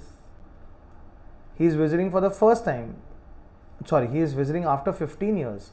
So he'll definitely be a RNOR. Excellent. Good, Rinat. The others also, I hope you're understanding. This is illustration number 4, where the HUF is a non-resident and he is a RNOR, resident but not ordinary resident. Guys, moving ahead, this is scope of total income. Guys, we will only do this same question we will do, but not for ROR, because you know, guys, for ROR everything is taxed. We'll do it for NR, and if there is any 1 plus income, you will tell me that income if you identify any 1 plus income. Alright, so for a non-resident, I will read Mr. Anirudh, guys, is a non-resident. You will identify dear income and you will tell me, guys, the first one. Short-term capital gain on sale of shares of an Indian company, is this taxable? Yes, it's dear. Dividend from a Japanese company received in Japan, not dear.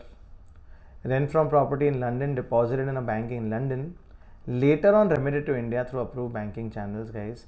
Later on, what is going to happen, we don't know. Right now, it's rent from a property in London deposited in London. Again, it's not dear income, so not taxed.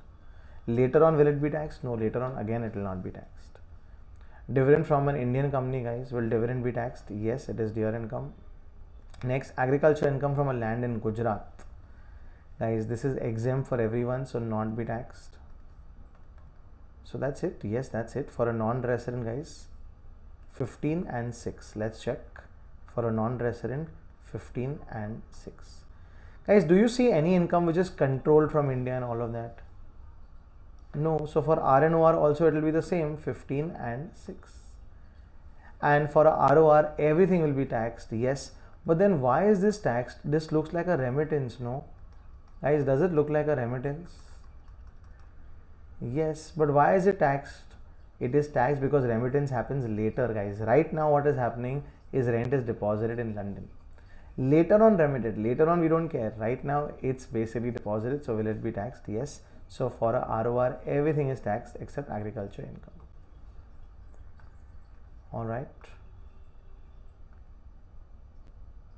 Deemed income, guys. This is how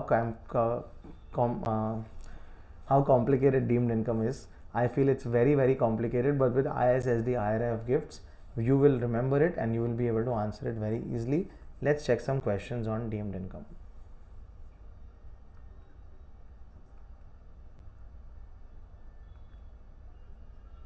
Yes. Mr. David, an Indian citizen. See, guys, David name does not seem always like an Indian citizen, but if they've told you Indian citizen, follow it. 40 years and he's a government employee serving in the Ministry of External Affairs, left India for the first time on 31st March 2021 due to his transfer to High Commission of Canada. He did not visit any time during the previous year, 2021. Guys, first let's find out his residential status. Guys, basic condition 1, was his stay in India greater than or equal to 182 days? Answer is no, he did not visit India at all. Basic condition 2, that will also be no, because guys, He's not stayed in India at all. So what does he become? He becomes a non-resident. For a non-resident, only DIR income, guys. So I'm checking and you will tell me DIR or not. Guys, salary received from the Indian government. Received in Canada, earned in Canada, accruing in Canada. But guys, remember 913, salary paid by Indian government to an Indian citizen abroad. So is this DIR income? Yes, this is D, deemed income, 91. Foreign allowance. Allowances are exempt, guys. That is a 7 allowances. Remember, section 10(7) is what I'm telling you. Those allowances are exempt. MPs, MLAs, 17 allowance. This guy gets 7 allowance. Interest on FD from a bank in India. Is it taxable? Yes, because it's DIR income. India connection, my kitchen. Income from agriculture in Nepal. Excellent, guys. Not earned, not received, not anything in India. Why should India tax it, guys? Do you think Indian government can tax every income? Do you think India is so powerful that we can go to every country and snatch incomes? No, guys. Sorry, this cannot be taxed. Income from a house property in Nepal. Sorry, you cannot tax. So only 5 and only 1. Only 6 lakh of income can be taxed. So here we go, guys. Foreign allowance, 4 lakh is not taxable. So your 5 and 1, only 6 lakh of income can be taxed.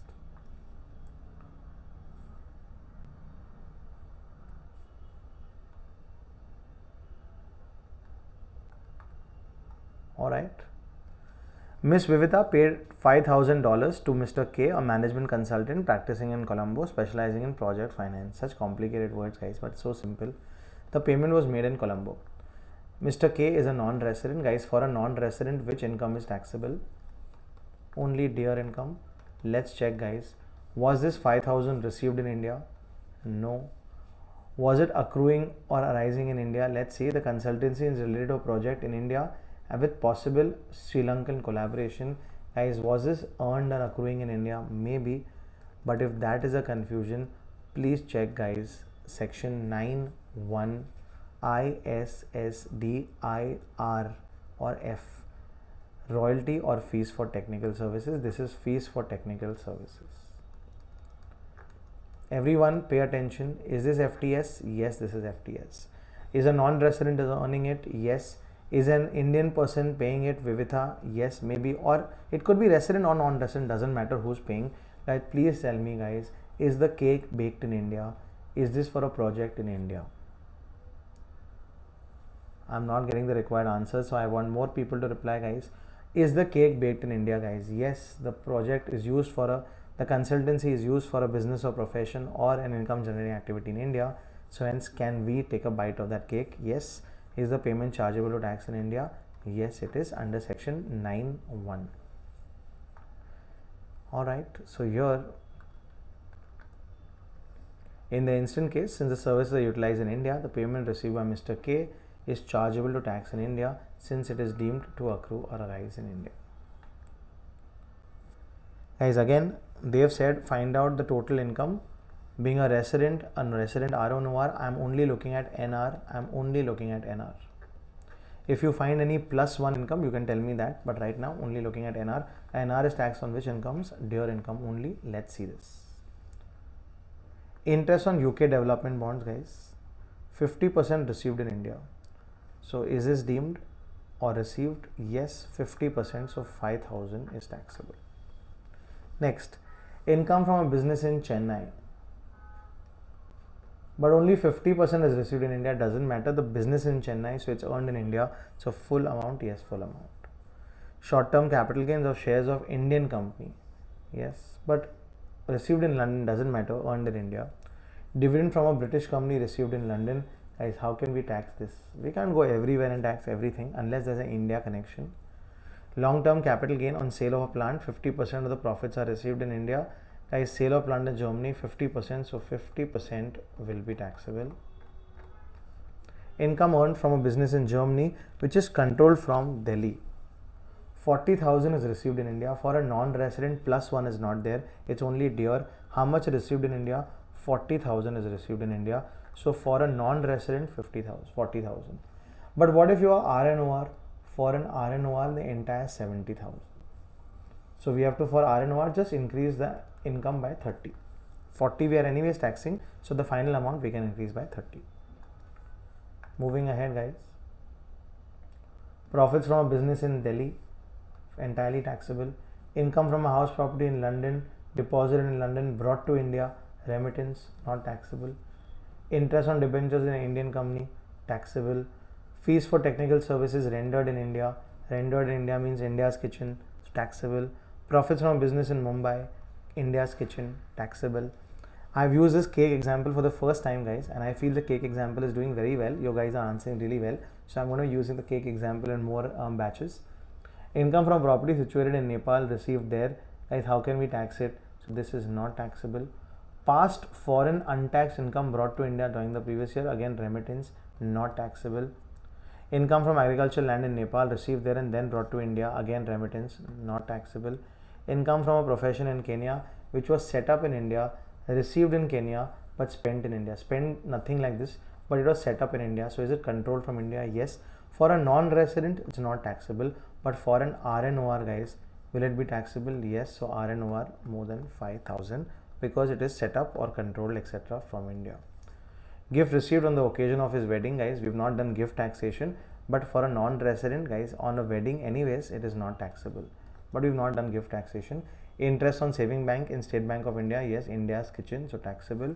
Income from a business in Russia, controlled from Russia, not taxable. Dividend from Reliance Petroleum, Indian company, India's kitchen, taxable. Agriculture income from a land in Rajasthan, exempt under 10(1). So non-resident, this is it. For RNOR, there were two more incomes, 30,000 and 5,000, which we'll have to add. And for RNOR, everything except remittance will be taxed. Perfect, guys. We are coming close to the end of this chapter. Question number 1. Mr. Ram, an Indian citizen, left India on 22nd September for the first time to work as an officer of a company in Germany. So he's an Indian citizen, left India for employment. So I know basic condition 2 will not apply. Basic condition 1, please check, guys, stay in India greater than or equal to 182 days. Guys, you will calculate the number of days and you will tell me. I'll wait for your answers, please.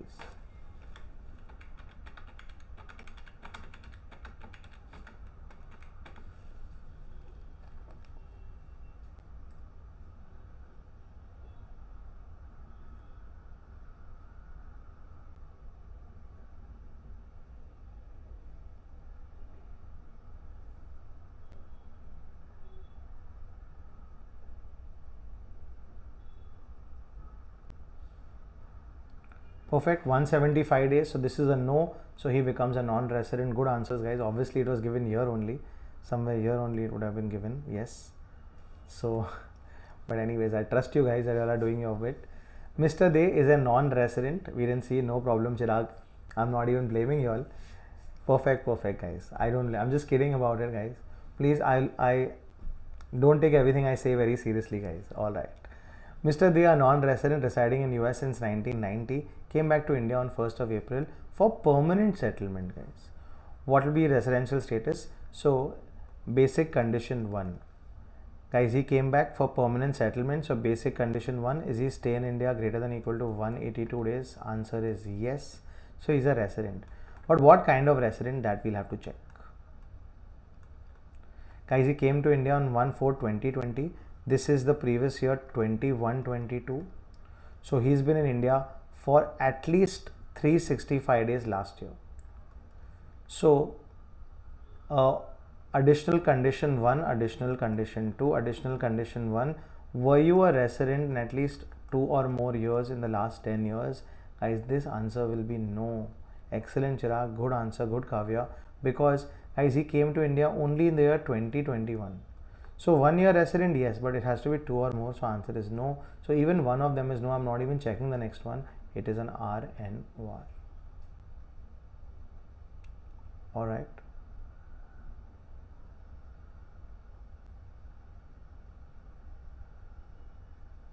So he's a resident, but what kind of a resident is given on the next page? He's a resident, but not ordinary resident. All right. Guys, Mr. Ramesh and Mr. Suresh are brothers and they earned the following incomes during the financial year. Mr. Ramesh is settled in Canada. So Ramesh is a non-resident and Suresh is settled in Delhi. So he's a resident. Guys, Suresh is easy. We'll first do Ramesh. Everyone focus here on the non-resident, that is Ramesh. Interest in Canada development bonds, only 50% received in India. So how much will be taxable? 17,500. Dividend from British company received in London. How can we tax it? Profits from business in Nagpur, India's kitchen. Short-term capital gain, an Indian company, India's kitchen. Business from Chennai, India's kitchen. Technical services rendered in India but received in Canada, rendered in India, India's kitchen.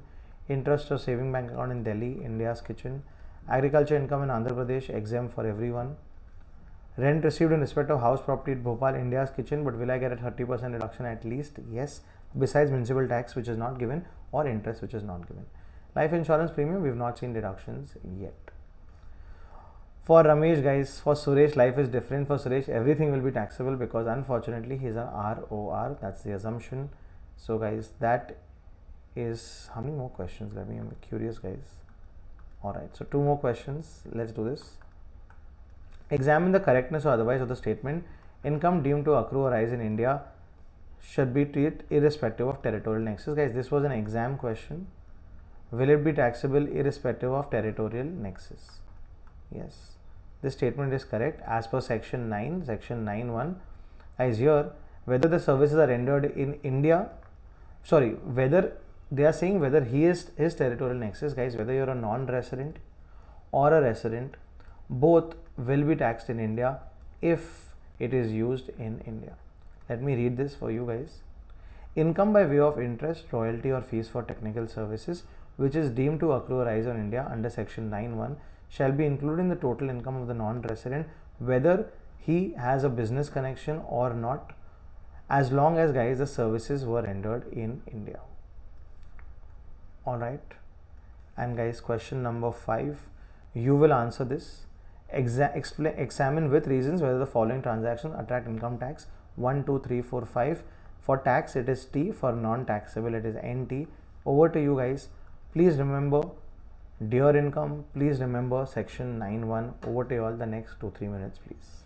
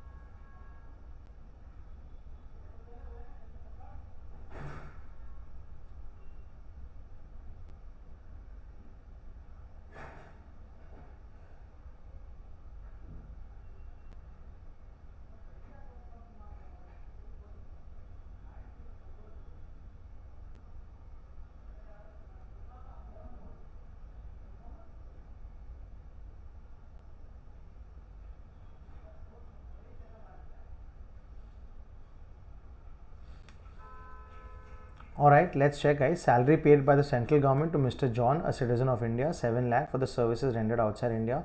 This is deemed income 9113. Interest on money borrowed outside India, rupees 5 lakh by a non-resident for the purpose of business within India. Guys, this is India's kitchen, so taxable. Post office saving bank interest on 19,000 received by a resident assessee. This is 19,000, but as you know, guys, we have an exemption of 3,500. So out of that, 3,500 will be minus. Good. Royalty paid by a resident to a non-resident in respect of business carried out outside India. The kitchen is outside, so it will not be taxable. Legal charges 5 lakh paid in Delhi to a lawyer. It's paid in Delhi, so it's taxable in India. Anyways, it is basically for a case representing at the Delhi High Court. So even the kitchen is basically of India, in India. So this is a very, very good question. Question number 5. I think that is about it. Looking at the question bank. 1 minute.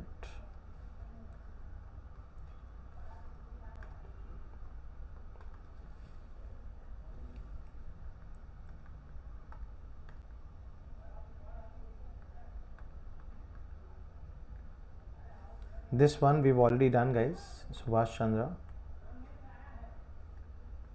Mr. Thomas, this is what we're going to do next. 5-minute breather. Guys, we are almost at the end of this. So once we finish this, let's take a 5-minute breather. We're almost at the end. Just one question and then we'll take a break. Yes. Perfect. Mr. Thomas, a non-resident and a citizen of Japan, enter into the following transaction during the previous year. Examine the tax implication in the hands of Mr. Thomas for the year as per the Income Tax Act. Guys, he's a non-resident. They've told you already that. So which income, guys? Only deer income. And they've also told you he's a Japanese citizen, not an Indian citizen. So he's a non-resident. With that, let's start, guys. Interest received from Mr. Marshall, another non-resident outside India. The borrowed fund is used by Mr. Marshall for investing in Indian companies. So guys, is it used in India? Yes. But for what purpose? Income generating activity. So is that an exception, guys? Remember, non-resident paying to a non-resident. Yes. So this is an exception under section ISSDI, that is 915. In this case, this is an exception and hence will not be taxable. Next, Mr. Thomas, a non-resident, received 10 lakhs in Japan from a business enterprise in India for granting license of computer software. Guys, is this royalty? Yes. Or is this fees for technical services? Yes. From India. So is it India's kitchen? Will it be taxable? Yes. He's also engaged in the business of running news agency and earned income of 10 lakhs from collection of news and views in India. Guys, collection of news and views, guys. India exports news, movies and diamonds. Although there is an India kitchen, but this is an exception, so not taxable. And last, he entered into an agreement with SKK, a partnership firm, for transfer of technical documents and design, basically technical services, for denim jeans manufacturing plant in Surat. So business is in India, kitchen is in India. 10 lakh rupees will be taxable as deemed income. So 10 lakh and 10 lakh taxable. The first and third not taxable. 5 marks, guys, you get for something like this.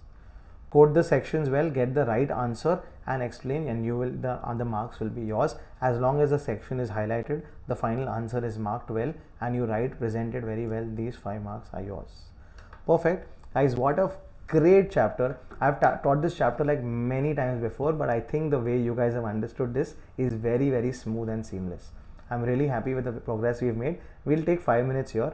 We'll come back and then, guys, we'll look at rates of tax, and if possible, we'll also set the stage up for income from other sources. 5 minutes for everyone. Thank you.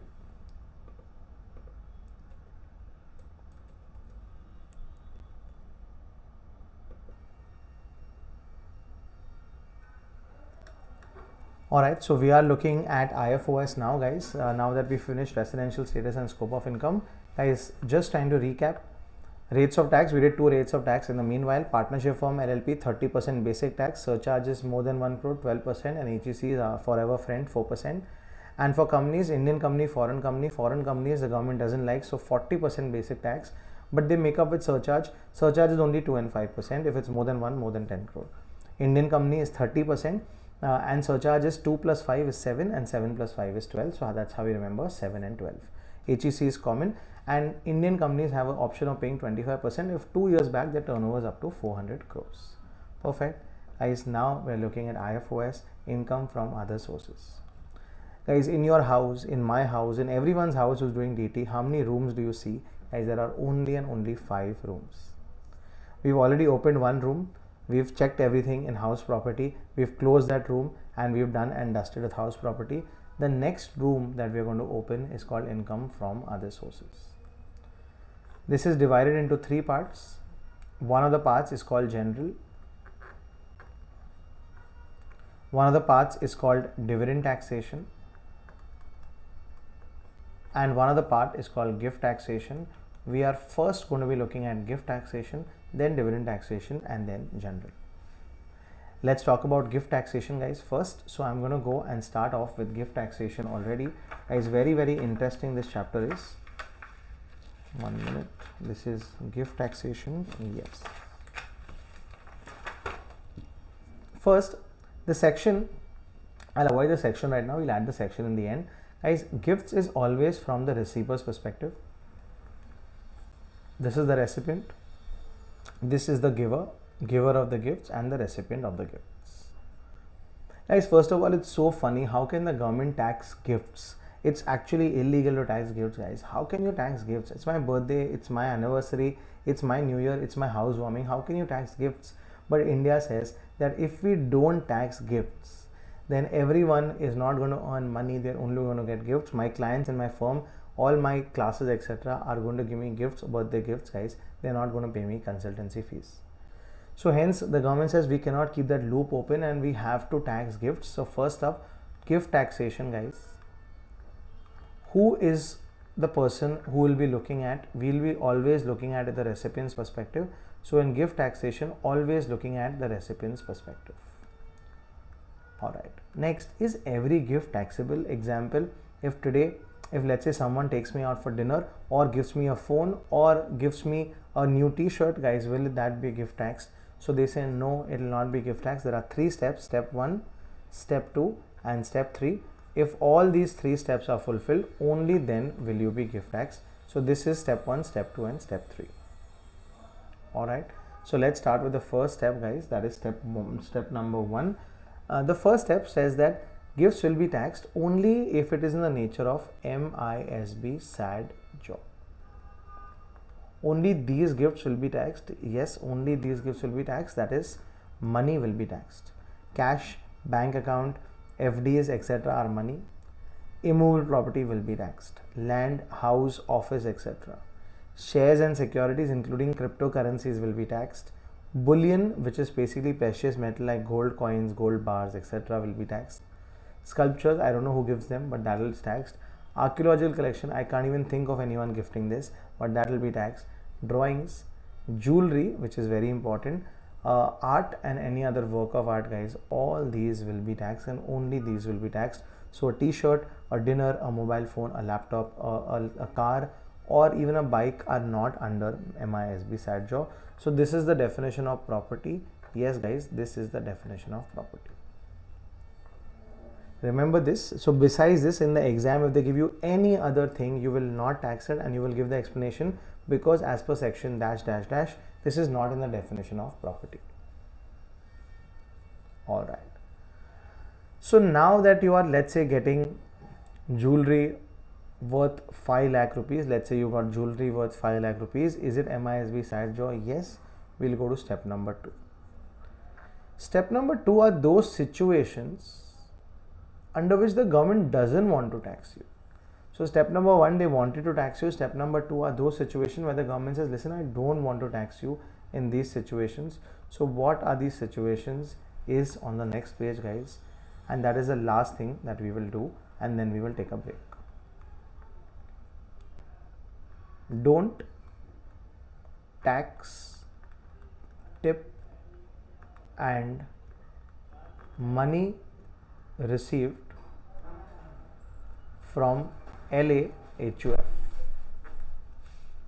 That's a shortcut. Of course, it looks like a long cut, guys, but I couldn't help it. There are so many of these situations where the government doesn't want to tax your gifts. So let's see what are these situations. Just one second.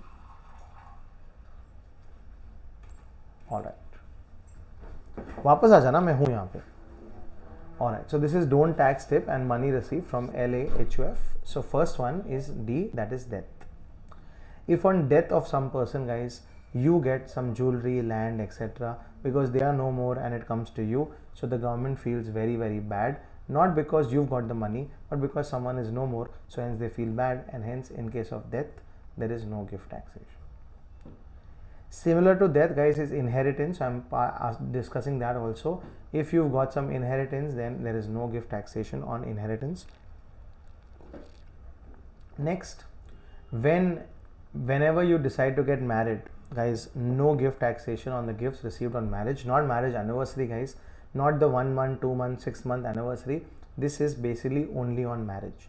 A lot of people ask me questions, first marriage, second marriage, third marriage. As long as you're getting officially married, doesn't matter what is the number, guys, you will get gift taxation exemption, so it will not be taxed in cases of marriage. Next, if some property or some money is given by a trust to you, example, you want to study more and some trust gives you money to study more, is that MISB SAT job? Yes, but it will not be taxed because it's coming from a trust. If you are giving money to a trust, again, Now you're the giver, but we are talking from the trust perspective. The trust will not be gift tax if it's a family trust for the benefit of your family members. Example, you're a wealthy billionaire, guys. You're one of the Tatas or the Birlas or the Ambanis or now the Adanis or the Mahindras, and let's say you want to make a family trust and you transfer some MISB SATJA to that family trust. For that family trust, will it be gift tax? No, because it's a family trust for the benefit of your family members, and hence that trust will also not be taxed. So this is death, no gift taxation; marriage, no gift taxation; inheritance, no gift taxation; trust, when you get from a trust, no gift taxation; when you give to a family trust, no gift taxation. Next, P. The government can specify certain people who will not be subject to gift taxation. Example, let's say you are living in a hut in a slum in Mumbai, and the government says we'll make a skyscraper here and we'll give you a house. So they are giving you a house, guys. There is MISB SATJA. Yes, will you be taxed on that house? You could be, but the government says, listen, we have notified these persons, they will not be subject to gift tax. Next, receipt. If you get any MISB SATJA from relatives, guys, in India we have a lot of relatives. Some of them love relatives, some of you all don't love relatives. But if any MISB SATJA comes from a relative, it's not taxable. We will see what is the definition of relative. We will see very soon. Next, if some money or MISB SATJA is coming from a fund is basically like a charitable fund or a municipal fund, etc., then it is not taxable. If some MISB SATJA is coming from a local authority, like your municipal corporation is giving you money for, let's say, hospitalization or for some scholarship or something like that, then not taxable. And last, guys, this one, if an HUF is giving you MISB SATJA, let's say the HUF is getting partitioned. The HUF has 5 apartments and is getting partitioned, so one apartment is going to every member. So in that case, it will not be taxable, but guys, here it has to be only on partition and given to the members. If it's given just like that, then it will be gift tax. If it is given outsiders to not to members but outsiders, then it will be gift tax, but only by HUF on partition to its members, then no gift taxation. Guys, this are the situations under which there is no gift tax. Let's repeat, guys. First is step 1.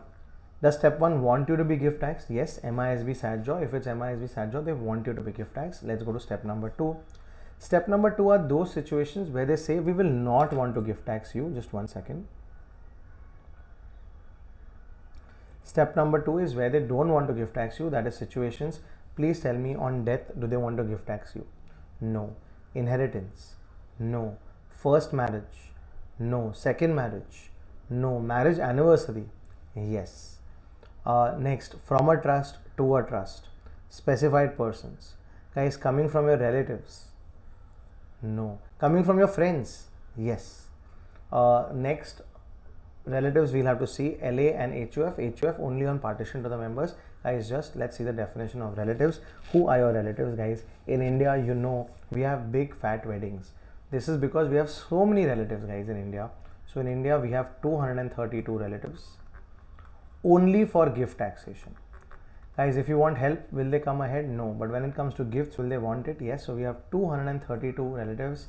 Let's see what this is. So this is you here. We are talking about your relatives. Watch out, guys. So what is 232? 2 is the number for spouse. 1 is yours. The others. Next, 3 brothers and sisters. And 2 LA, lineal ascendants, that is people who are ascending from you, and lineal descendants from whom you have ascended or descended. So these are LAs and LDs. 2, 3, 2. Let's see what it is, guys. First, your spouse. So your spouse is your relative. Yes, your spouse is your relative. Next, 3 brothers and sisters. That means your brother and sisters. Only the real ones, guys, not the cousins. Your spouse's brother and sisters are also your relatives. Yes. And your parents' brothers and sisters, these are your parents. Your parents' brothers and sisters are also your relatives. Yes, guys. So 3 brothers and sisters done. 1 spouse, 3 brothers and sisters till now. 2 LAs and LDs. That means everyone above you, your parents, your grandparents and above. But those are two LAs. And LDs, your children, your grandchildren, and two basically means not just yours, even your spouse's parents are your relative, even your spouse's grandparents are your relative. So that is the reason of two LAs and LDs, not just your LA and LD, but even your spouse's LA and LD. And whoever you see in this diagram, guys, whoever you see, they are spouses also. That's the second spouse. So your children, your children's spouse, your grandchildren, your grandchildren's spouse, your brother and sister, they are spouses, your parents, brother and sisters, they are spouses. So everyone you see in this, they are spouses. Guys, this is the concept of relatives. When we look at questions, your concepts on relatives will get stronger. Alright, so 232 relatives, 2 spouses, 3 brother and sisters, and 2 LNDs. All these are whose relatives, guys? All these are your relatives. Remember, only for gift taxation is this huge list of relatives. So we're done with first situation, we're done with second situation. We'll come back and we'll do third situation, and we'll come back and we'll also kill IFOS really well. Stepchildren also included as long as they are legally adopted, etc. Then they're also included. Yes. Perfect. Guys, any questions? I'm up for it. Otherwise, I'll see you guys now at 6 o'clock, a little before 6 o'clock, because we're finishing also a little before that. So it's right now 5:18. So we'll assemble in half an hour, guys. For 10 minutes to 6, we'll start and then we'll continue. Please, guys, because the earlier we start, the earlier we finish. It's a Sunday night. Let's do that. So somewhere around 6, like 5 minutes or 7 minutes before 6, please come back. So we'll start. Thank you, guys. I'm sorry for the short breaks, guys, but the better part is that we'll get that later after 8:30 or 8:20. Thank you, guys. Thank you.